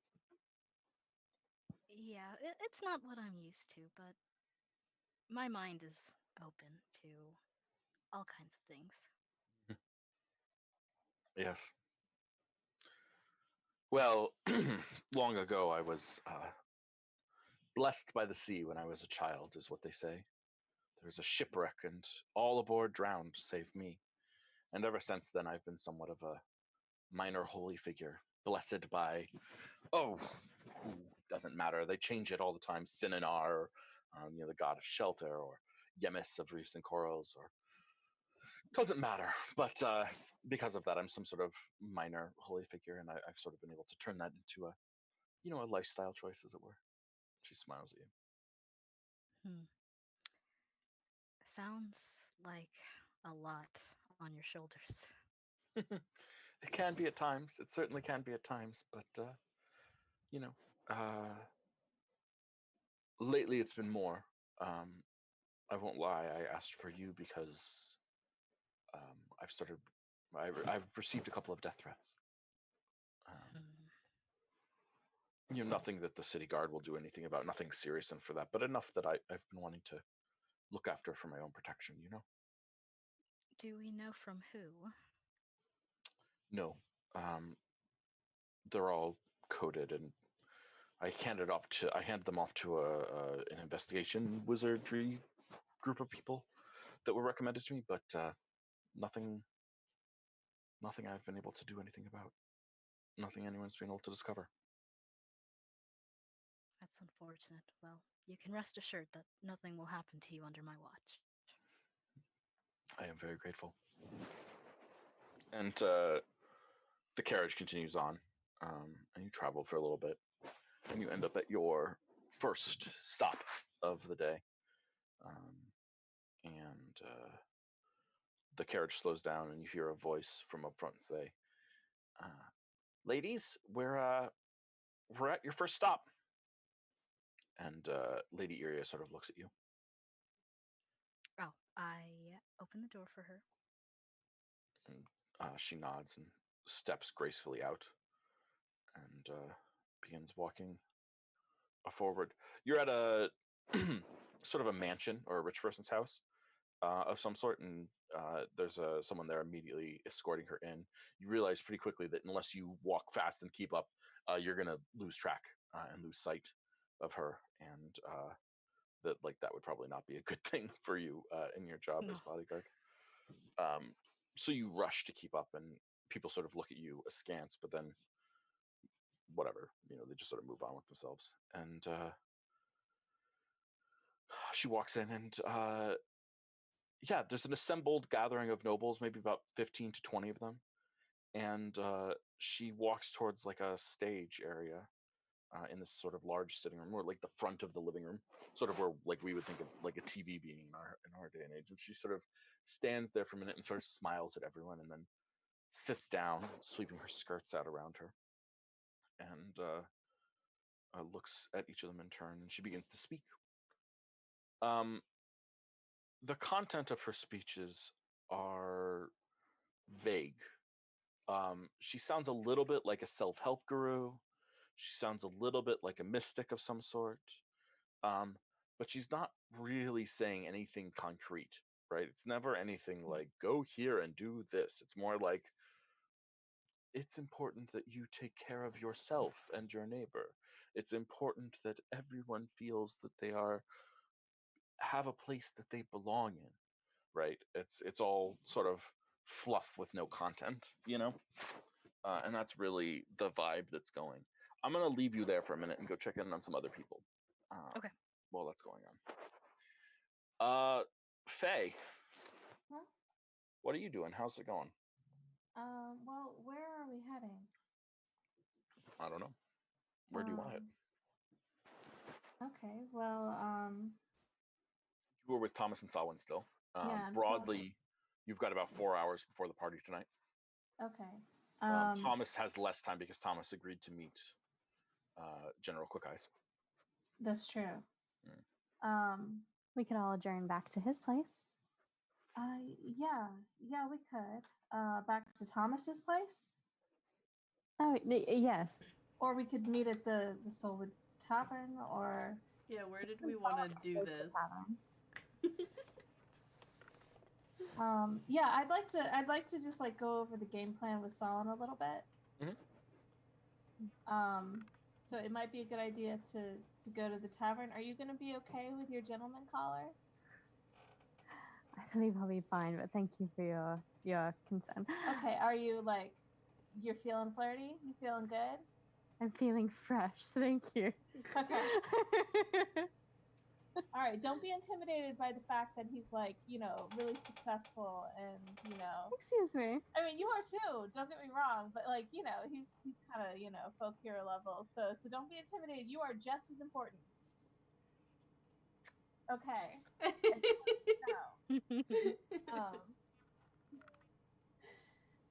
That was in character. Okay. Yeah, of course. A little, like her fur bristles slightly, but not because she's upset, but because that's her version of blushing. Like, oh. And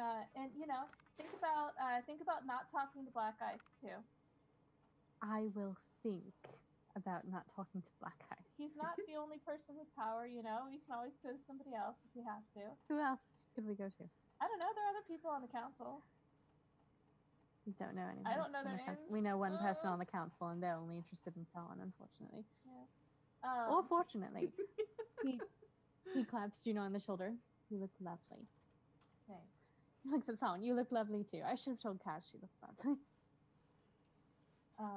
But yeah, if it's okay, Solon, should we go back to your place for your violin, or the Soulwood Tavern, or you need your instruments? Yeah, so what time is it? Like 2. Yeah, I guess I would run back to my place to go grab my instruments. Okay. That's easy enough. Okay. Yeah, so I mean, well, I'll just sort of presume that your shopping was in the district around your house, so it's really not even like, it's basically on the way, so it's not even nice. I That's won't. convenient. I don't think that needs to take up mechanical time. Yeah. You would have thought of that while you were doing it, so we Gotcha. don't need to worry about it too much. I am going to ask if we can stop by the Soulwood Tavern real quick just to talk some things over. Is that okay? Yeah, sounds Solid? good to me. Do we have time? Okay. Yeah, we've got time. We've got plenty of time. Well, I don't know. Things are busy. And I know you've got the whole thing with Thomas's Ring of Death, which I've been working on. I've been studying that. I think I might be close to a breakthrough, but I don't want to talk about that out in the open. But yeah. So I have a cute dress that I'm all stoked about, and potentially a tambourine, but mostly I'm there for the CGI.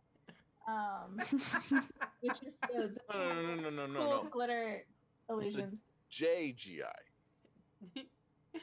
Juniper graphics. Aww. Juniper glitter illusions. So yeah, I would head towards the Soulwood Tavern pretty much as soon as we have the instrument stuff. So you guys make it to the Soulwood Tavern. I'm not gonna toss another random encounter at you guys. I think that What? Why it not? doesn't need to. We've got all the time in the world. I don't think we need to. I don't think we need to. So you guys make it to the Soulwood Tavern. Yeah. Yeah. Can I reserve that room? Mm-hmm. Okay. Yeah. So you want to go into the back room, so like full secret rather than like semi-private. Yeah, Cool. yeah. Yeah. I'm gonna go to the back So room. there's a different crew of people working this day than you're used to. It's like there's a full festival crew. But Gerhaz is in the back and he's making potato pancakes and lots and lots and lots. And Oh, man, he's it's so good. coating them with sour cream and then having like a fried seaweed plate underneath them. And he's very interested in getting you to try some. Okay, I'll take a little bit to go. Yeah. Is he trying It's pretty good. to give it to everybody or just Juniper? He's focusing on Juniper first, but he's definitely down to have everyone have some. Okay, yeah, no, this is really good. You should keep going. This is really good stuff. It's really good. It's very buttery. Yeah, you've mastered the whatever, potato, or you're on the way to mastering the potato, Garhaz. That's A plus potato right there. Thank you. Thank you much. Thank you for introducing me to the potato. You are welcome. And in the meantime, I'm gonna go eat these potatoes. I just kind of sashay backwards. Yeah, like a month ago, you guys introduced him to the potato, and since then, every day he's cooked potatoes 3 times a day minimum. So, like supply and demand. Jesus. Okay. So yeah, she's gonna just very distractedly, kind of like got one purpose going on kind of thing. Head to the back room. Is Solomon gonna come in? Yes. Okay. Are we there all a chair? Well, I just assumed you're all that there. we were all you're going. all there. You're all in the back room. Okay, good. Okay, she's gonna just put a chair in front of the door. Just a double safety. So nobody comes in. Yeah, absolutely. And then whip around and be like, okay, Solomon, so this probably looks weird. Wait, did we leave Thomas outside for a minute?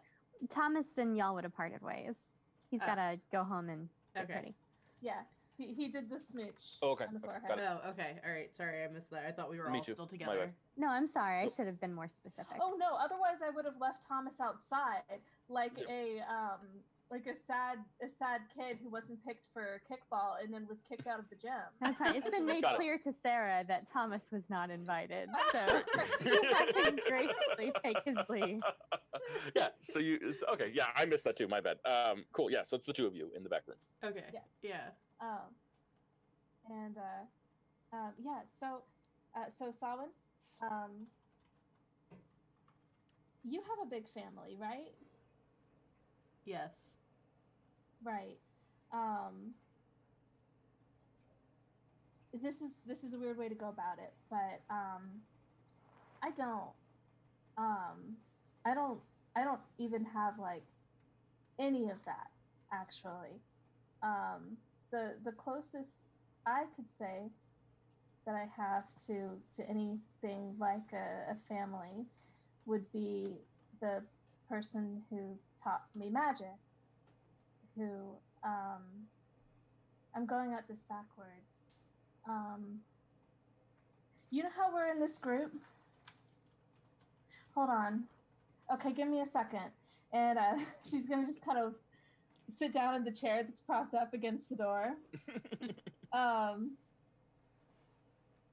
So promise me that if you get mad, it's totally okay and it's fine and I understand, but we're still going to go through with what we're doing tonight because it's important. Okay. Okay. It takes a lot to make me angry, but okay. I know. I appreciate the warning. And that's why, because I think like family is important and people who are like family are important, and you guys are have become important too, and that's new as well. But the person who kind of took care of me, I guess, and who's sort of like, I guess, like a mentor or like a scary aunt, but sweet but scary aunt. She's kind of. Do you know who Mela Stepwise is? Yes. Yeah, I do. Yeah. Surprise! That's her. And she might also be the person who started this organization.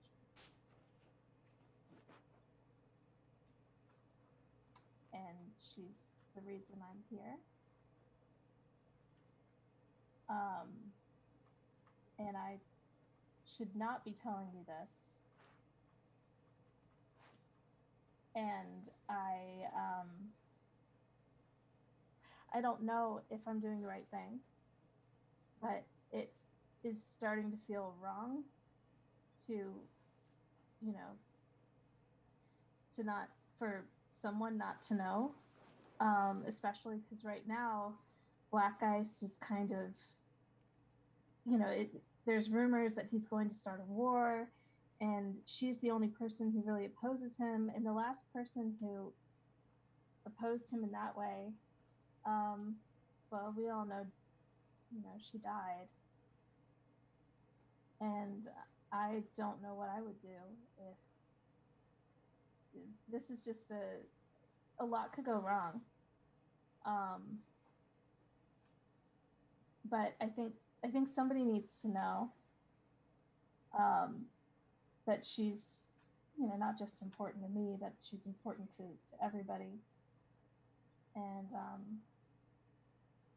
I thought it would be good to tell you first, because you're not, Thomas is great, but he's literally going to talk to Blackice, like, in person, and Kaz is, guarding somebody who might be a little creepy, and I think I want to tell them, but I don't think telling them right now before the party is a good idea, because they're too close,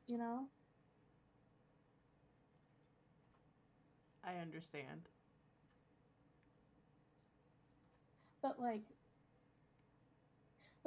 she's she told me to join, and I've been, talking to her about, well, I haven't told her everything about the group. I've definitely not told her everything about the group, but it's, she doesn't even know, she didn't even know that there was a spy in the organization. There's something big going on here. And I think that, I know we have this package to deal with and everything. But, that it's just kind of another added thing, I guess. And, Kaz and Thomas have their thing they need to do. But, if something happens to her, we might want to just keep an eye on her. Understood. Is there anything specific you'd like me to do? Well, I guess one thing, it's definitely true what I said about Blackice and truth spells. So that's something we really need to be careful of, especially with Thomas, and her as well. But don't be alarmed if she leaves a package somewhere. That's not the actual package we're looking for. That's information that might help you and Thomas. She doesn't know that it's you and Thomas that I'm asking for help for, which is another problem. But that's something we should unpack later. There's just too much going on. So wait, what all did you tell her? At first, when I first joined the group, it was just she wanted to know, she knew who I was in the group with and everything, but she wanted to know about them, make sure that they're not spies, and that they're not dangerous to the organization. And there were times where I needed help with something, or I needed to study, and she has a place in town, and I was able to just go and go into her study and look up stuff. And but recently I did come over and sneak into her house while she was having a dinner party with Blackice. And Did what? I know. Look, no one saw me. I was invisible. Okay. But, yeah. And I didn't think she was going to be having like I knew she was probably going to be having a party, but I didn't think Blackice was going to be there. And I came in through the kitchen, and next thing you know, like, hey, so I went invisible and went up to her study. And the thing is, like, she has a lot of, well, not a lot of students, but she has a number of students. Like, she kind of like collects mages in a way, not in a weird, creepy way, but she's very, like, she's incredibly wise. Like, she's so clever. Well, I mean, it's in her name, but the thing is, like, when she saw me there, I thought, I did some looking around in her study, and I was trying to find something that would help you and Thomas, and I noticed that the book I was looking for wasn't there, so I asked her about that, and suddenly she got like super, super crazy intense, and it sounded like she thought that I was trying to like summon some horrible evil or bind some horrible evil to me or something, and was like asking about if I was trying to get involved in these things and how dangerous it was and how it would consume people. And I said it wasn't me. I said that something might have turned its attention to somebody I knew, and she asked who it was, and I didn't tell her. And does she know who any of us are? Maybe. I mean, she knows your names. I mean, she's the head of the organization, so yes. And she knows your names, and she knows that you're nice, and that some things about, like, talents that everybody has, and some of the stuff that we've done, a lot of the stuff that we've done, but lately it's gotten kind of muddled, and I haven't told her everything, because I feel like if I tell her what's going on with Thomas and with you, she was so against even reading about it. I think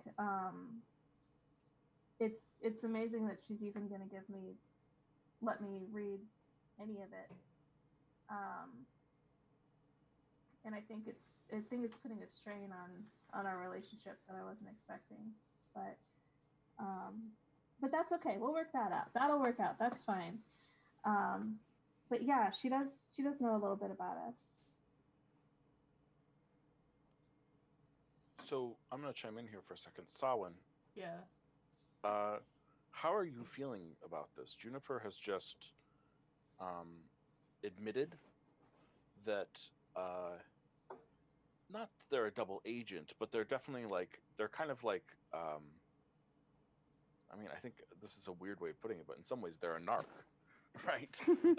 Within your organization to a higher part of the organization. Not that that's necessarily like the most vile thing or anything like that, but like, how does Samhain feel about that? I feel really uncomfortable, Mm-hmm. and not because like I know Juniper. We've done several dangerous missions. Juniper's pulled my ass out of the fire more than once. But I, on the whole, feel really uncomfortable knowing that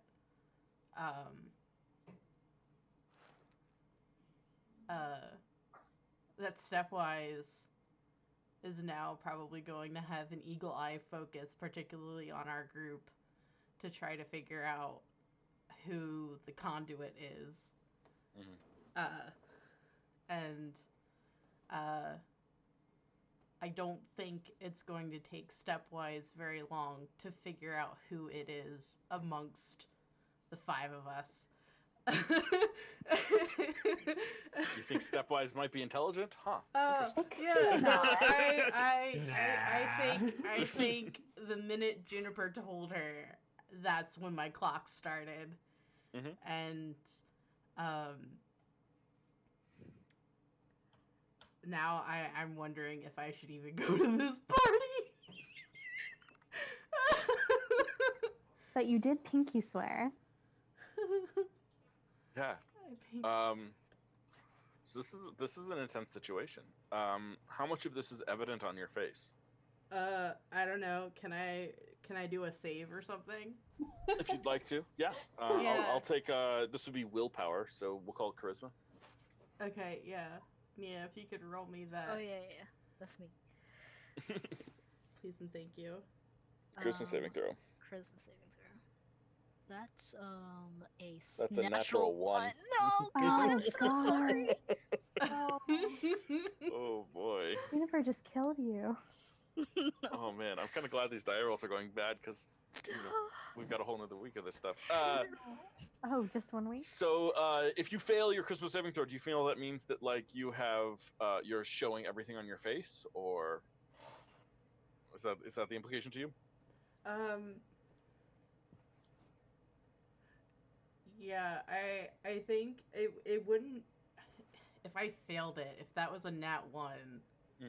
I feel like my entire face would just be crumpled right now. Oh no. That's in character. Oh no. Oh no, Solon. I knew it was bad when I asked about it. I thought I was asking it as like in an academic sense, and I tried to be vague. I really tried to be vague. I didn't say it was someone in our group. But that would be the only reason why you would even ask. Like, she's going to put that together.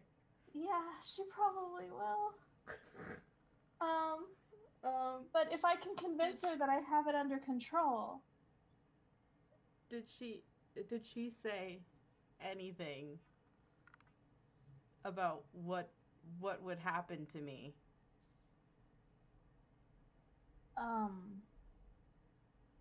Like, she didn't technically say she would kill the person, right? Yes, she did. Definitely. She said he'd be better off dead or something. Yeah, she did not say that she was going to kill the person. She said I thought she did. Conduits are very dangerous, and usually they're better off dead than disrupting things. So, yes, this is the correct answer from Samhain's perspective. Whether Juniper feels that way, that's a different question. It's, I think, I don't think she has a good perspective on the situation. I don't know if she's even ever actually met a conduit or knows somebody who has the kind of ability that you have to speak to this creature. I didn't ask for it. No, you didn't. I've never been able to do it before. It's only happened recently. It's not like I had this since childhood. Yeah, and the thing is, like, I can, if you are doing this, like if you are trying to speak to this thing and I'm there, I can stop you if things go bad. Like I can pull you back. I have a spell for that. But what is considered going bad? Because last time I did it, I cracked my horns, and was having a seizure, and my hand grew into my own wrist. Oh, sorry. Should have done a concept warning first. Body horror. that was pretty bad. Yeah, that sounds like going bad. But also like if it tries to possess you, I think you were taking on aspects of it maybe before, but if it tries to just full on possess you or tries to not let you go, then I can make it let go. Well, it told me I was untrained. Well, I don't think it can use me if I'm not trained. And maybe that's the problem with the conduits that Mello was talking about. It's like they weren't trained. They didn't have like safety nets. They didn't have people who could help them, like they were by themselves doing this, and because, she was talking about like, oh, they have their own motivations and can be swayed. And it's like, well, yeah, that's the whole point of a conduit. But like, if you have a support structure to back you up, the danger is lessened, in my opinion. I feel like I would need to do more studying, but honestly, I think we should do more experiments with it. I think that if it's left unchecked, if you don't do anything, if you don't study, if you don't train, then that's where the danger is. So I guess Mel is wrong about that. I guess anybody can be wrong. But in this case, maybe she is, because it's, if I were an untrained magic user, if I didn't know how to use magic properly, it would be just destruction, if you give someone a sword and you tell them to just go at it, they're going to end up killing themselves, because they're just going to impale themselves, they're going to get hurt. It's training with it that keeps you alive, and that keeps other people mostly alive. The only reason I touched the ring in the first place is because Thomas had no idea or wanted to understand exactly what it was. That's the only reason I touched it in the first place. What if I convinced her that you're not doing it anymore? Is she really going to let it go at that? Do I know that she would let it go at that? Over the table?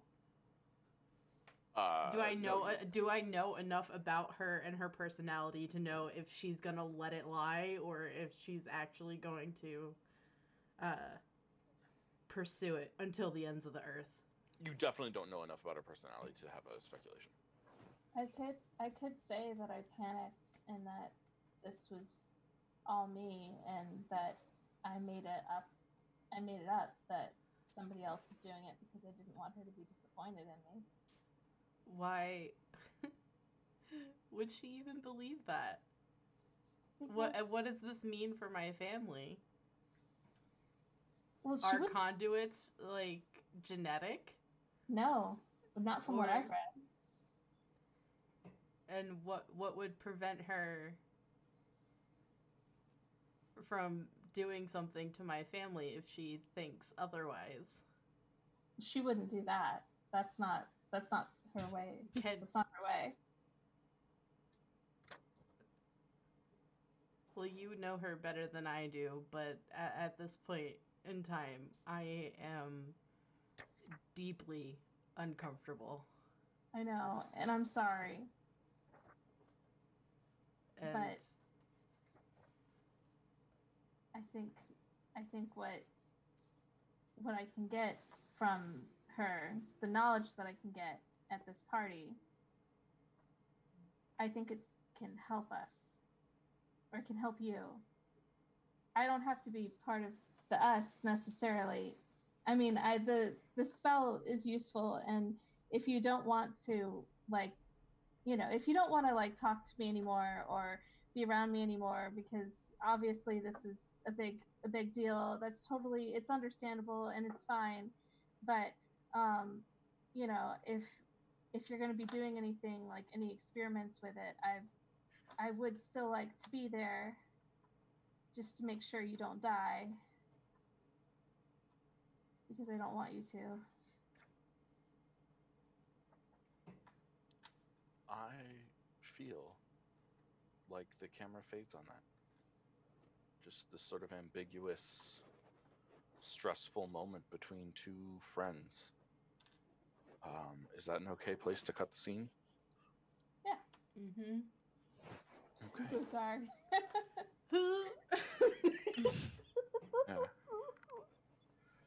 Yeah. So the camera comes up on Kaz. Oh. And Kaz, you are at maybe your 5th event of the day. She does these pretty quickly. She like shows up and speaks for 20 minutes and then like takes 10 minutes of questions and chatting and things like that, and then breezes out the door and moves on to the next event. She's doing this like clockwork. And you've sort of heard her speech a couple times now, or a couple different versions of her speech. Right now, she's doing this. It's in a tavern, and it's sort of a middle class tavern, is I think how we would think of it. And she's sort of at the point in her speech where she starts doing this thing, and you've heard this before. There is no proper or correct way that you can fix the world. You are too small a person to do so. There's no reason to assume that you ever could accomplish something that gargantuan, that major. But what you can change, what you can fix, is yourself. And if you try to fix yourself, well, then you won't be doing any harm to anyone else when you do so. You can just go along with the waves of the world, let them pass. And as she's saying this, someone in the crowd shouts, "You lie!" And they pull out a hatchet and throw it as hard as they can at her. I push her out of the way if it's aiming, if it's towards her. Roll a dexterity saving throw. Oh, shit. 9! Oh my god, why? Yeah, so you shove her, trying to get her out of the way, and you do manage to save her a little bit. It prevents it from being like a very serious head wound, but instead it just slashes through her arm pretty seriously, and the person starts charging towards you. Why don't you roll initiative for me? Oh my god. It's going down for real. 12. Yeah, 11. So you get to go first. So this person does not care about you at all. Their sole goal is to attack Lady Iria. And they're just charging towards you as fast as they can, screaming. This clearly is acting in a, shall we say, a barbarian-esque manner. Okay. I go first, right? Long sword, shield out, aiming to kill. Great. 25 definitely hits. Yeah, no choice in that matter. 11 points of damage. Yes, you feel your longsword sink into this person, and they stop and look at it, and then sort of grunt and spit, just to get some blood out of their mouth. But you get a second swing. Yeah, 17 also hits. That's another 11. That's another 11. Okay, so it's 22 damage. Yeah, so it feels like your damage that you're doing is good, but it's not quite as effective as you want it to be because this person is raging, and so the damage is mechanically halved. So they are gonna take one sort of desperate shove at you, trying to push you out of the way. So this is gonna be a contested shove attack. They are at advantage because they are raging. So it's a athletics check for you. Is it rage or reckless attack? It is reckless attack. Oh, that's not so good. they shove you out of the way, forcing you 5 feet away, and then raise their other hand with their battle axe to smash down at this person. So let's see if they hit. This is plus 8. Yes, they hit. So they do like a huge chunk of damage, just ripping into Lady Iria, and just smacking into her. Her dress is now covered in blood. It's your turn, though. Shit. Okay. Okay. I'm going to try and hit them again. Yeah. And I'm going to pump a divine smite into this. Great. Let's do it. You also have 23. advantage because he reckless attacked. This attack's at advantage. Thank you for the reminder. 23 or 24. Those both hit, so 24 hits. Okay. That is 11. Wow, I keep rolling 11s. I'll take it. Plus your divine smite, which is 2d8.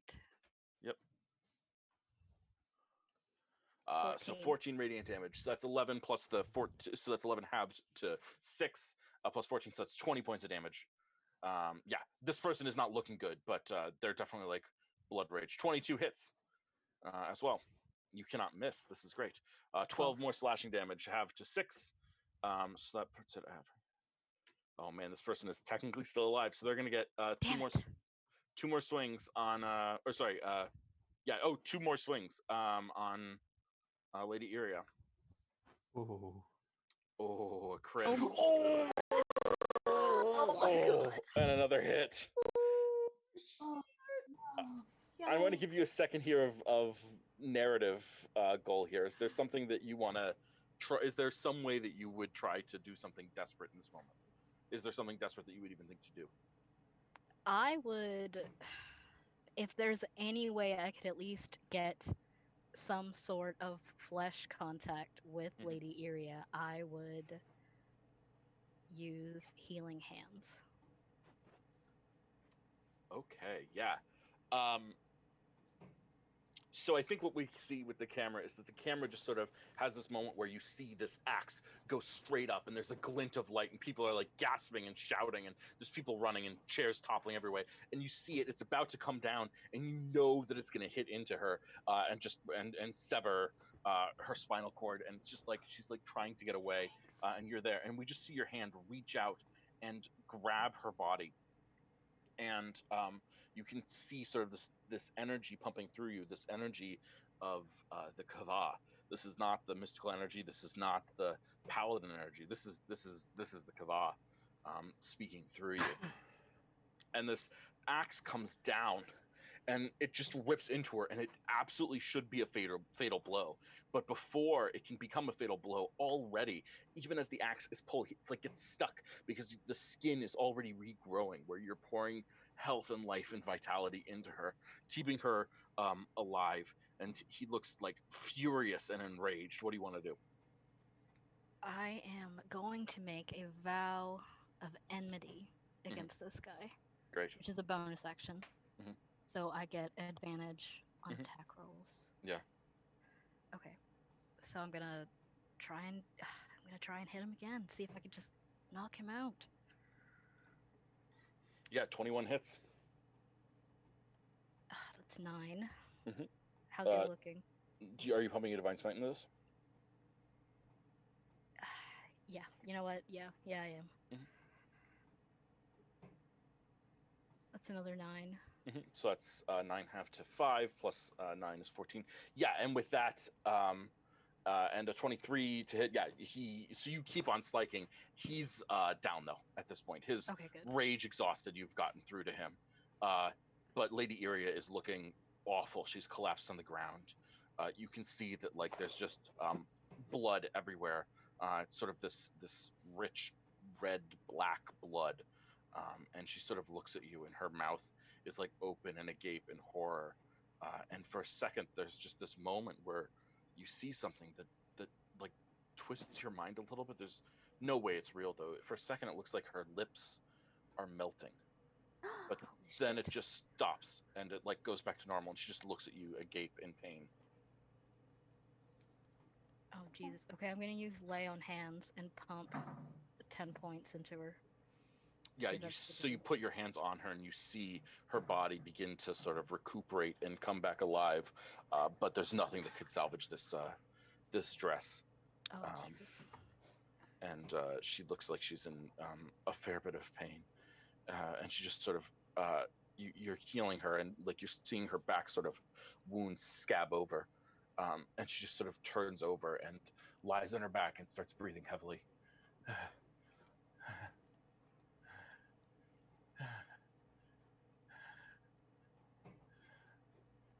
I'm really lucky that you're here, Kaz.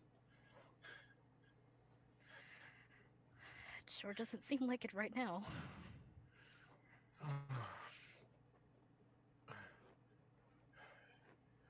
Is he dead?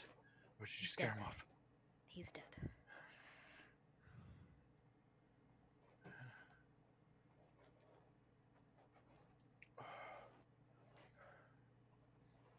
Oh wow. And she like starts trying to sit up a little bit. And you can see that it's a little bit of a struggle for her. Ow. Ow, ow, ow. Oh. What was that thing that you did to me? Just trying to close up some of those wounds, but be careful. You still don't look so good. Yeah. And she sort of starts looking around, looking to see if there's anyone here still. Most people have fled, but one of her kobolds is sort of standing at the door, like he came in. He was outside for this whole thing, but he came in when he saw people fleeing out, and he's sort of looking around at the scene of horror. And she says, "Excuse me, um, could you grab my trunk? I fear this dress is not presentable." And he sort of looks at her dumbfounded and turns around and goes outside and grabs the trunk and comes back in and brings it in.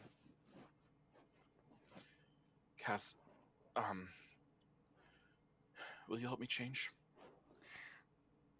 Probably not right out here is probably not a good idea. So she's is she stable or is she still bleeding out?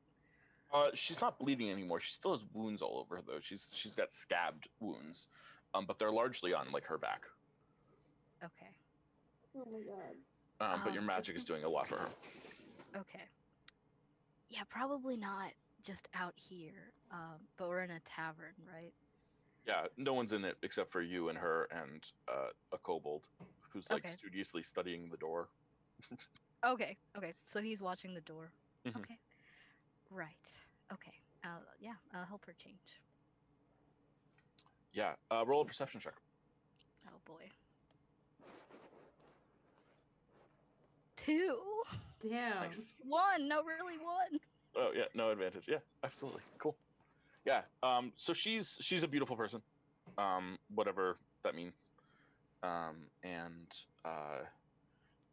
the scabs on her back feel wrong, like they are marring something holy, if that makes sense. Okay. They feel like looking at them offends you, a little bit, just innately. Okay. If I can expend 5 points of lay on hands to neutralize a disease or a poison. If I do that, does it do anything? Yeah, I will allow that. Absolutely. Okay. And I place my hand over the scabs. Mm-hmm. Yeah. And there's this weird thing that happens. You've never seen this happen before, partially because I don't think you've ever used this to cure disease before, but also partially because this is weird. But as you do that, this yellow bile-like substance just excretes from the wounds and falls to the ground and dissolves to nothing. What?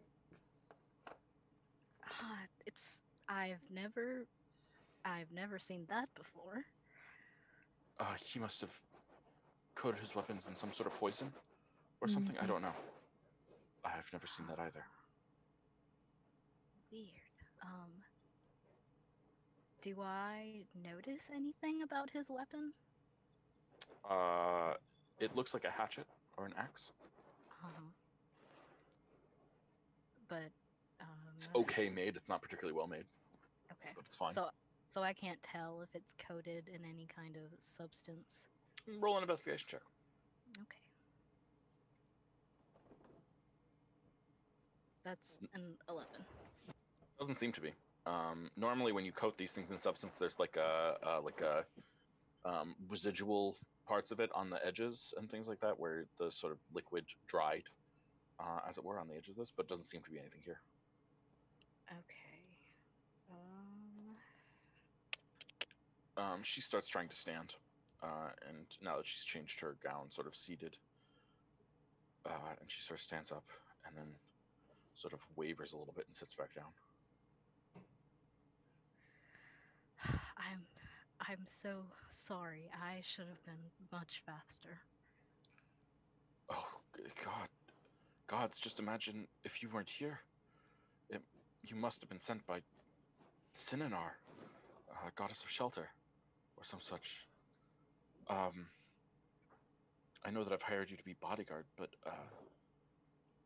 can you play nursemaid a little bit and help me walk to the carriage? Well, of course. And I will put my arm around her, help her walk. But before I leave, just for the heck of it, because I have a lot of them, I would like to use divine sense. Do I sense anything that is celestial, fiend, or undead? Yes, Oh, you sense something celestial, okay. Lady Iria. Oh shit. Okay. Okay.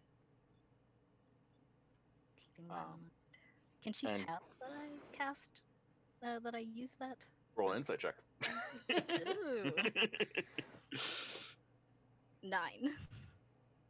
Probably not. Okay. You can't see through like illusions or secret things or anything. That's fine. Yeah. That's She's good. not like hyper observant and creepy like that. Excellent. I want to see if I can fit in 2 more scenes here. Thomas, how goes meeting with General Quick Eyes? I don't know. How goes it? He would have gone back to his place. I'm not sure where Blackberry is right now. Probably, if there's food to sell, he's probably working. He's working very hard. Yeah, I'm very proud of him. He's got. If they split up around noon or 1, he's probably got a couple hours to kill. Oh, there's a stink bug in the light fixture. Sorry, I'm trying to figure out what Lois is obsessing about. Thomas would probably. How long does Block of Familiars last? Let me look it up. Sorry. I don't know. I got it. It lasts for not up to an hour, so probably would have burned it out this morning. But you also could have had a short rest. I was gonna say he could take a nap. Great. No, he could cast it again and then take a nap. What's it? Yeah. He would go out to his balcony and kind of under the guise of like chillaxing and watching the people in the street for the festival, kind of zone out and dispatch the flock to a few different places that I had in mind. Okay. One of them, how much copper or otherwise is it running him to grab a few more of those little octopus stick snacks? It's adding up, but not like substantially yet. Okay. He wants Probably to a couple gold. 2 more of those. Great. No. No, yes, 2 more of those. Okay. He is he's going to just scribble a little note that says soon. He's going to write it with his left hand so it's not recognizable. And he's going to send it with a one of the octopus stick snacks to find Anon and tell him if this makes it to him completely intact, then this entire one is yours. I just need you to focus. Oh, so you're not sending Take Anon an this octopus stick, you're sending to him, Mercury. yes. Got it. Yeah, sure. Sure, boss. No problem. And take him this note that just says soon. So Anon gets a snack and a little reassurance that he's not alone, I hope. If he's able to reach him. Absolutely. Thomas is going to dispatch another couple of dragons to 3 different locations. Okay. He wants to dispatch one to kind of the general marketplace around that fruit stand where there's a lot of cultists working there to kind of check out general activity. He's going to send one to the harbor master's office at the docks to see if they're in any kind of a flurry or if anything significant is being delivered. And he's going to send another one to the grate that they escaped from outside of the couple's, the rich couple's mansion who support Blackice from the first game.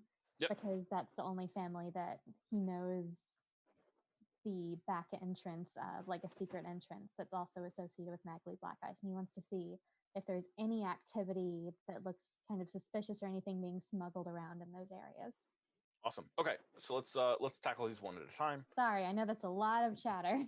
No worries. It's useful. It's good, and glad to have this information to hand out. It's fun for me to have it all.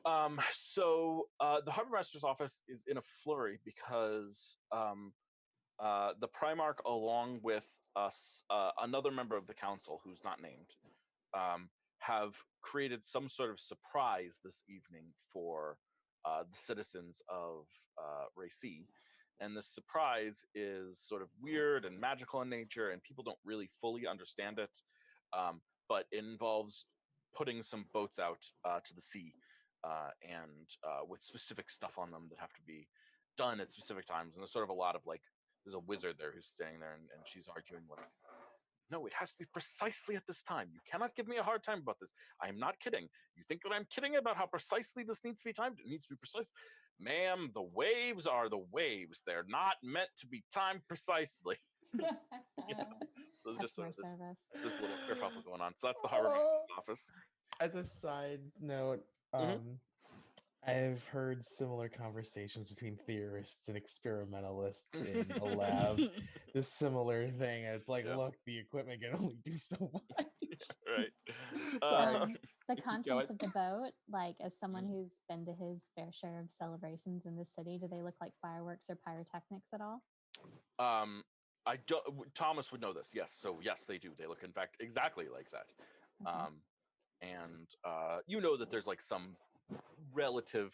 This is something that only started like relatively recently, like within the last 10 years, but has sort of become a crowd favorite, and every year they're getting better and better and better. There's sort of an element though of like many of the festivals and celebrations, Racy is very, very foggy, so a lot of the fireworks turn into colored fog more than like cool fireworks or whatever, but you know, whatever. So that was one of them. One of them you sent to the Great of the Rich People. Yes. Yeah. There are rich people there. There's rich people going in the front and rich people going out the back. You actually see, when you do this, a very nice carriage roll up, and out of the carriage pops out Kaz and Lady Iria, and they make a stop at this house and give a spiel, and then 25 minutes later you see them leave. And while that spiel is going on, you see someone dressed all in black just pop out of the grate and start walking very casually. They're doing great. How many belts does he have? None. If you would like to follow him, you are welcome to. Yes. I would like you to roll a perception check for our pseudo dragon.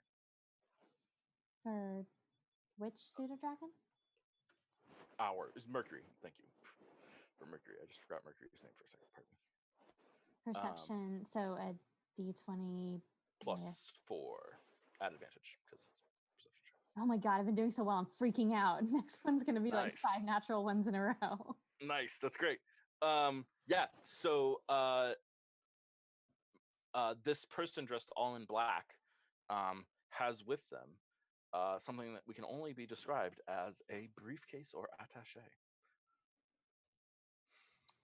Is it handcuffed to them at all? No. Is it emitting any kind of otherworldly golden glow from which I cannot see the source? No, because Mercury cannot see inside of it and it is sealed. Okay. I guess he'll have him trail him. Okay. Yeah. This person just starts. Yeah, this person starts. Yeah, they're all in black, so you can't tell anything at all. And definitely very coded. They're moving from alley to alley, and they're definitely being cautious and keeping a lookout. But they don't even consider to look out at the skies because that's like just not something that they think to do. And eventually they get to a building, and it's a building you don't really recognize. It's not far from where the party is tonight, but it looks like a warehouse kind of. It looks like the construction has been like storing some stuff there. but people have pulled out, and they just sort of knock on the door very slowly. 3 knocks, and the door opens, and they just walk inside. And this And the is building has no what? Or windows, like so a storage building? it looks like a big storage is it? facility building, but it has no windows, so Mercury can't look inside. Yeah. How big is it? Relatively good size, probably let's say 80 feet by 100 feet, Okay. and 1 story only, though. So we know that package is possibly briefcase or attache sized, possibly on its way to the party. Meanwhile, your other one is at sorry, you've got the harbor master, you've got this one, you had a third one somewhere. Grocers with cultists. Cultists, right? Yeah. Or gang members, or yeah.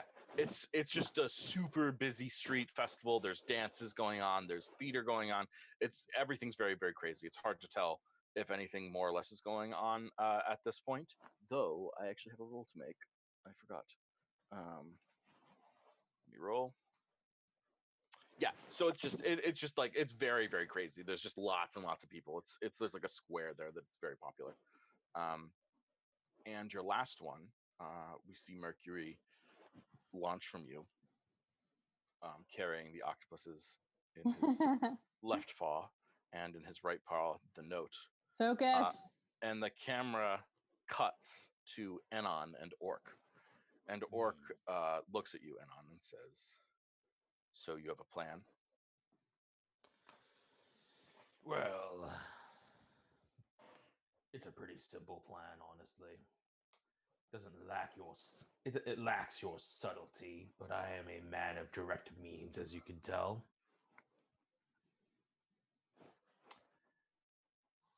He raises his eyebrows at you. And Enon smiles and just says, "Why not just directly take over the prison for ourselves?" And he smiles broadly and says,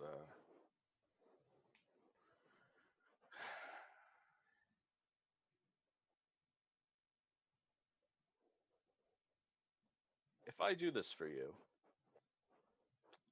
you're going to have to do something for me." Enon nods. That is the nature of a bargain. He smiles and says, "You're getting out of the prison, obviously. We'll all take over. It'll be a thing. The guards will come in. They'll put down the riot at some point, but in the process, many of us will escape. That sound fair? And you'll be one of them." Well, I was thinking we can go a little further than that, but continue. Either way, your plan somehow involves you being not in prison at the end of the night. That would be... I would not object to that being one of the results of this. Orc nods. It's a good plan, particularly today, considering that there are light on the guards for the festival. There's all these people out protecting the Primarch and his hoity-toity friends. Of course.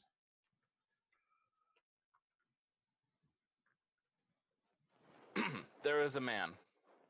His name is Orin Spellbound. He's a wizard, runs a library outside of here. And let us just say that he has forgotten what he owes certain people. And is this business or is this personal? If you don't mind me asking. Business. It's all business. Always business. I appreciate business.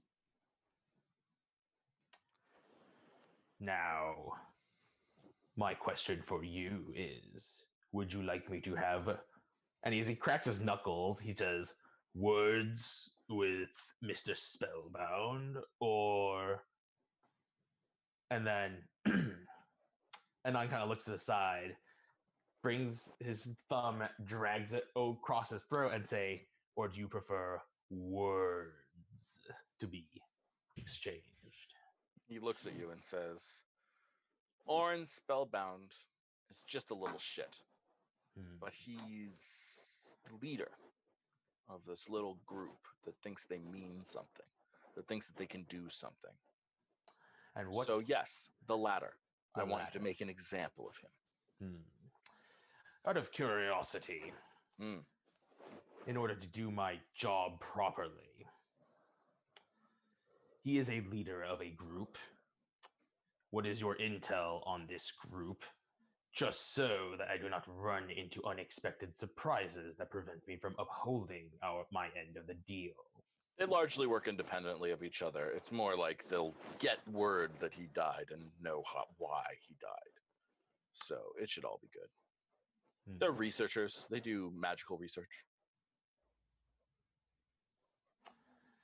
I see. You don't mind me asking. What did he owe you that he hasn't paid back?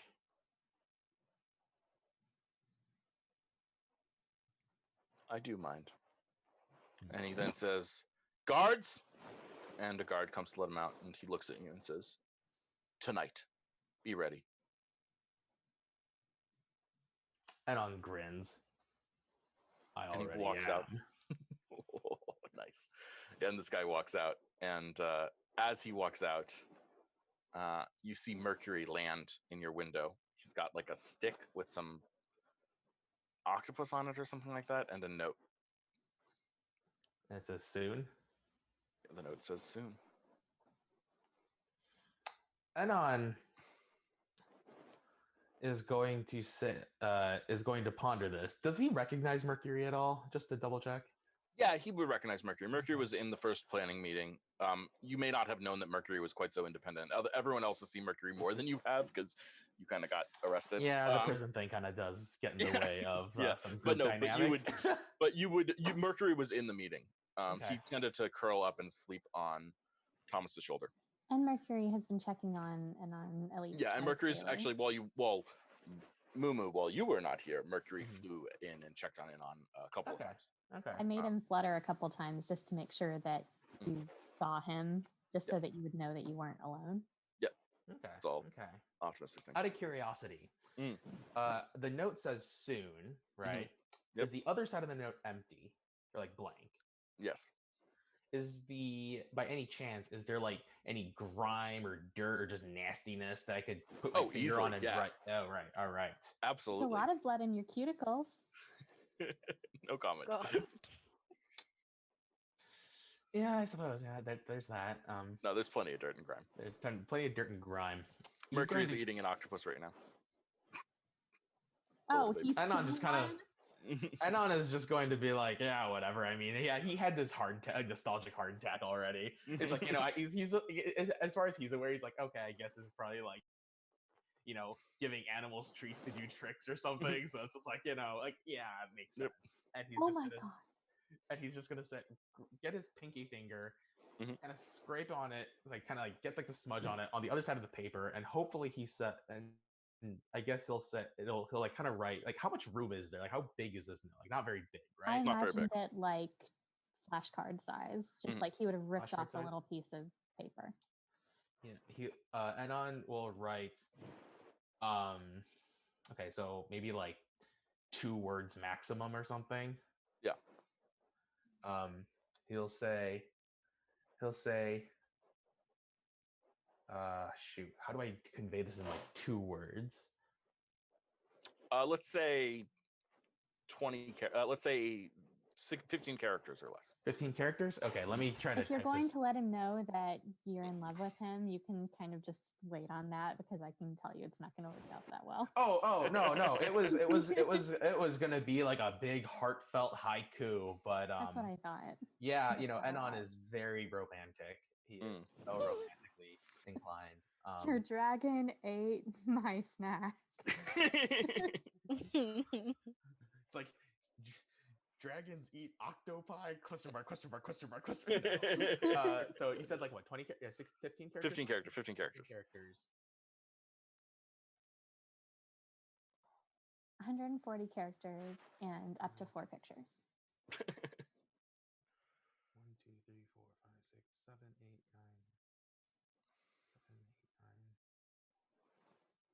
9. Okay. So I am going to write, I believe this is 14 characters.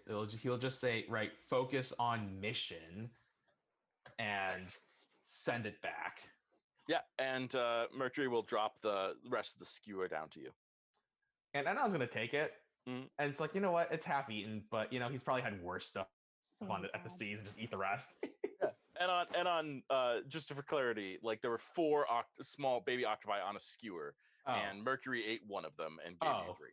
Oh, okay. Yeah, totally. I'll take it. I thought it was like just like one like octopus leg or something. No. Like, all right, it's half eaten. It's like whatever. And All I think our final shot of the episode is everyone in position heading to the party. Thomas on the arms of General Quick Eyes. He said he would send a carriage. Do not cheap out. He did send a carriage. He sent actually a nice carriage. And it picks you up at your apartment and it takes you to his. And he joins you in there and greets you very warmly. And the two of you head there. Sawin has sort of entrance at the musician's entrance with his violin and his graphics assistants next to him.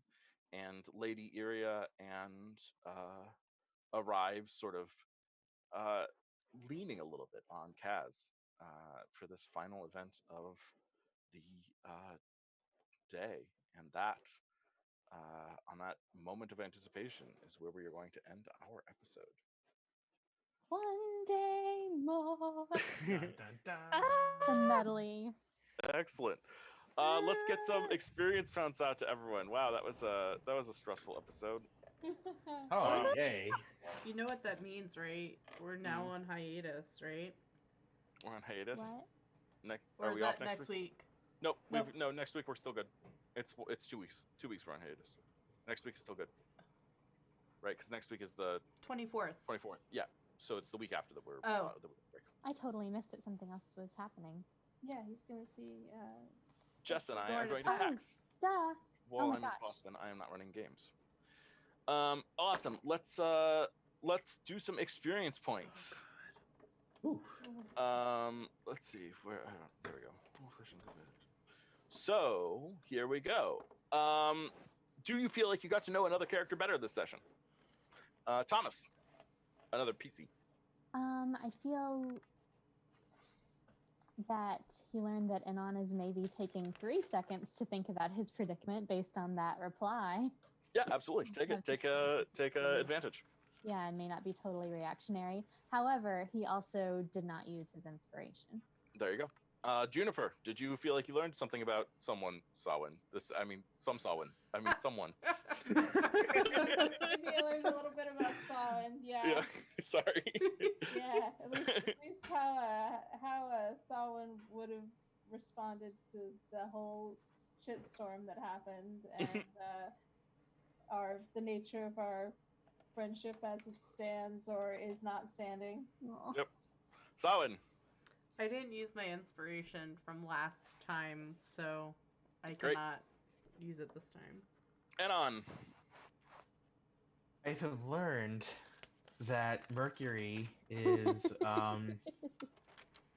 able to do very advanced tricks and is amazed at the amount of capability that it implies. Mark inspiration. Kaz. Oh, nothing. I learned that Solon was willing to pay for some nice hair accessories for Kaz. But nothing. Yeah, do you feel that's significant? I could see that being significant. How often have you come across like generosity with money?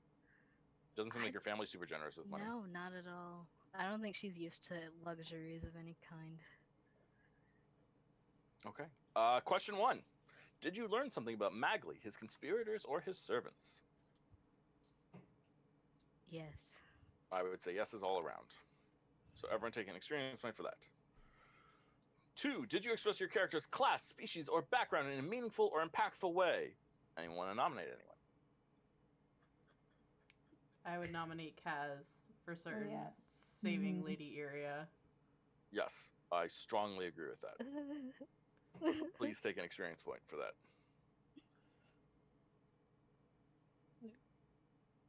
Any other nominations? I want to nominate Samhain and Juniper for their RP with regards to their like respective situations and the whole narking thing. I thought that it was a very great clash of personality motives coming to a head that I thought was pretty monumental. I strongly agree. I would like you both to take an experience point for that. I like That was Juniper huge. so much, but never trust a teacher's pet. Yeah, she's taken some emotional damage. I think they've all taken some emotional damage. Yeah. I think Ganon is playing his background to the best of his ability. He has certain connections, and he's actually in a place where he's able to leverage them to the best of his ability. Yeah. Strongly agree. Anon, take that point. Would anyone like to nominate Thomas? Yeah, because the not flurry of blows. Oh my god, the flurry of familiars. The flock of pigeons. The flock of familiars. Oh. The flurry of familiars. Yes, I strongly agree. That was some pretty killer use of that, and that felt very warlocky and very Thomasy all at the same time. It felt good to me.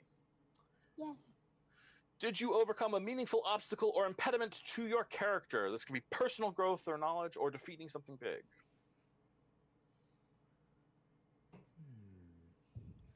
Is there a specific order we're going in, or? Nope. Do you have something on? Do you feel like you overcame something? You know what? I think I overcame getting regular beatings at the thing, and I feel like, overcoming the whole get in touch with the head honcho of the prison is a pretty big step. I like that. Yeah, I also want to point out that you had the awesome moment of deciding that your personal rival with someone who had literally gotten to a fight with you before that led to you being in a bad situation. Yeah. You literally decided to overlook that. Now, you failed, kind of. You still triggered this person, but still, you were trying to, and I think that's huge. Absolutely. Anyone else feel like they overcame a meaningful obstacle?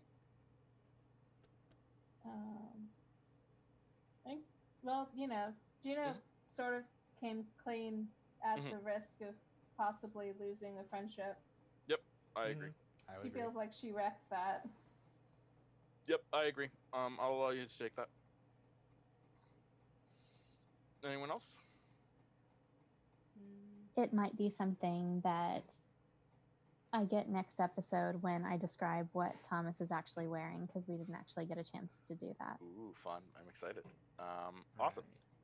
Kaz, what about you? Do you feel like you overcame an obstacle? Overcame that guy and killed him. Definitely killed a guy for the first time. Hey, this is D&D. This is Dungeons & Dragons. If defeating someone isn't overcoming an obstacle, I don't know what is. Yes, okay, absolutely. Strongly comfortable with that. Solid? I'm not sure. Not sure? Yeah. I don't think so. I think it's something that I'll have to deal with next episode or the episode after that, just because. Yeah, in some ways you were acted upon this episode more than you were the actor. Yes. Which happens sometimes. I think that's cool. I bet Samhain's a really good actor. I think an obstacle was created for Samhain. Yes, that is definitely true. Excellent. And let's check in on those beliefs. Kaz, what's your belief? Well, Lady Iria is still alive, but there's still the rest of the night to go. Great. So no point yet, but soon. Thomas, what was your belief? Similar situation. Didn't really get to act on approaching Magli Blackice. So basically, our beliefs something that we're going to be cultivating per game. Like if one of our beliefs was resolved this game, would we then write a subsequent belief, or does it just keep going until our belief is fulfilled? We can discuss that further off stream, but once you're, but you need to fulfill a belief to drop the you need to fulfill the belief to move forward. But you can also, you're stuck with the belief mechanically until the time for the belief to be fulfilled is over, right? Whether you succeeded or failed. If you failed, you don't get the experience point for it, but you get to write a new belief. If you succeeded, then you get to write a new belief. Does that make sense? I guess. So we're honoring the belief as our character's knowledge stands at the beginning of that arc, regardless of whether their personal belief would change organically. Yeah. You can change it. You can change it between episodes, but not in the middle of an episode, if that makes sense. Okay, yes, that does make sense to me. I have yet to decide whether that's going to change for Thomas. But... That's totally fair. Okay. Juniper. Well, I accomplished my goal. Excellent. Why don't you take an experience point for that? It was a stressful one to do. In the future, not yet, but in the future, I'm going to push for each experience point that you get is for a different thing that you do. So obviously, like Juniper, with this moment, you expressed your class, you overcame an obstacle, and you accomplished your belief, all with sort of like the same big epic scene. Now, obviously, that was a big epic scene, so getting more than one thing for that is totally fine by me. But I do want to consider that moving forward. We want to diversify it. I don't really want like belief stacking where like we have like 10 things that are all sort of in the same suite of things. Right, like a belief that says, I'm going to protect Lady Iria, and then another belief that later says, at the party, I'll make sure that no harm comes to Lady Iria, and then like later a third belief that says, Lady Iria is really cool, I want to protect her. Right, I don't want to stack beliefs. Does that make sense? Well, up until now, we haven't stacked points at all. Not at all. I feel like if we sat down and we like did the legwork and picked that scene apart, you'd probably find like individual instances. I agree, which is why I'm totally comfortable with it in this moment. In fact, I know that we would. So I'm totally comfortable with it in this moment. But I just want to be wary of that and not. I just want to avoid making that like a habit. Does that make sense? Even though it's not a habit. But this is literally the first time it's happened. And it happened in a moment that I think was totally 100% appropriate. Yet, I still want to be wary of it. So does that make sense? Yeah. I think like as just a thing to be aware of, so we don't unconsciously like game it, right? Yeah. Exactly. Yeah. That's totally fair. The goal with these is to facilitate and help drama and the characters go, to drive the characters forward. So. Yeah, like in this case, it was totally not intentional. Like I was thinking of the questions. It was like, oh crap. Yeah, exactly. But, yeah. And it was awesome. And it was great. Well, guys, that was a lot of fun. I hope you all had a lot of fun. And I hope you all live good and happy lives. And I'm looking forward to next week already. Next week, we finally get the party. I think we're going to have a party and a revolution from the prison simultaneously, which is pretty cool. Viva la revolution. Viva la revolution. So from that perspective, call your cat, feed your mom. Guess what, everybody? I'm now level 5. And then the result says... Yes. That makes N on level 5 as well. Perfect. I am all right with that. We're all starting it at level 5. The party at level 5. I feel so that's good amazing. now. That is, you know, I'm not gonna say. Never mind. Sometimes the best laid plans they fall apart. Doesn't matter. No big deal. Sometimes you spend 2 months over the course of 1 week of in-game time making sure you're super prepared for a thing. And then whether you're prepared or not, who knows? We'll see. Well, I feel very good about those familiars, and I'm going to talk to General Hot Pants on the way over to the party about the logistics of that too. Sounds good to me. Excellent. So there we go, guys. Awesome. Call your cat, feed your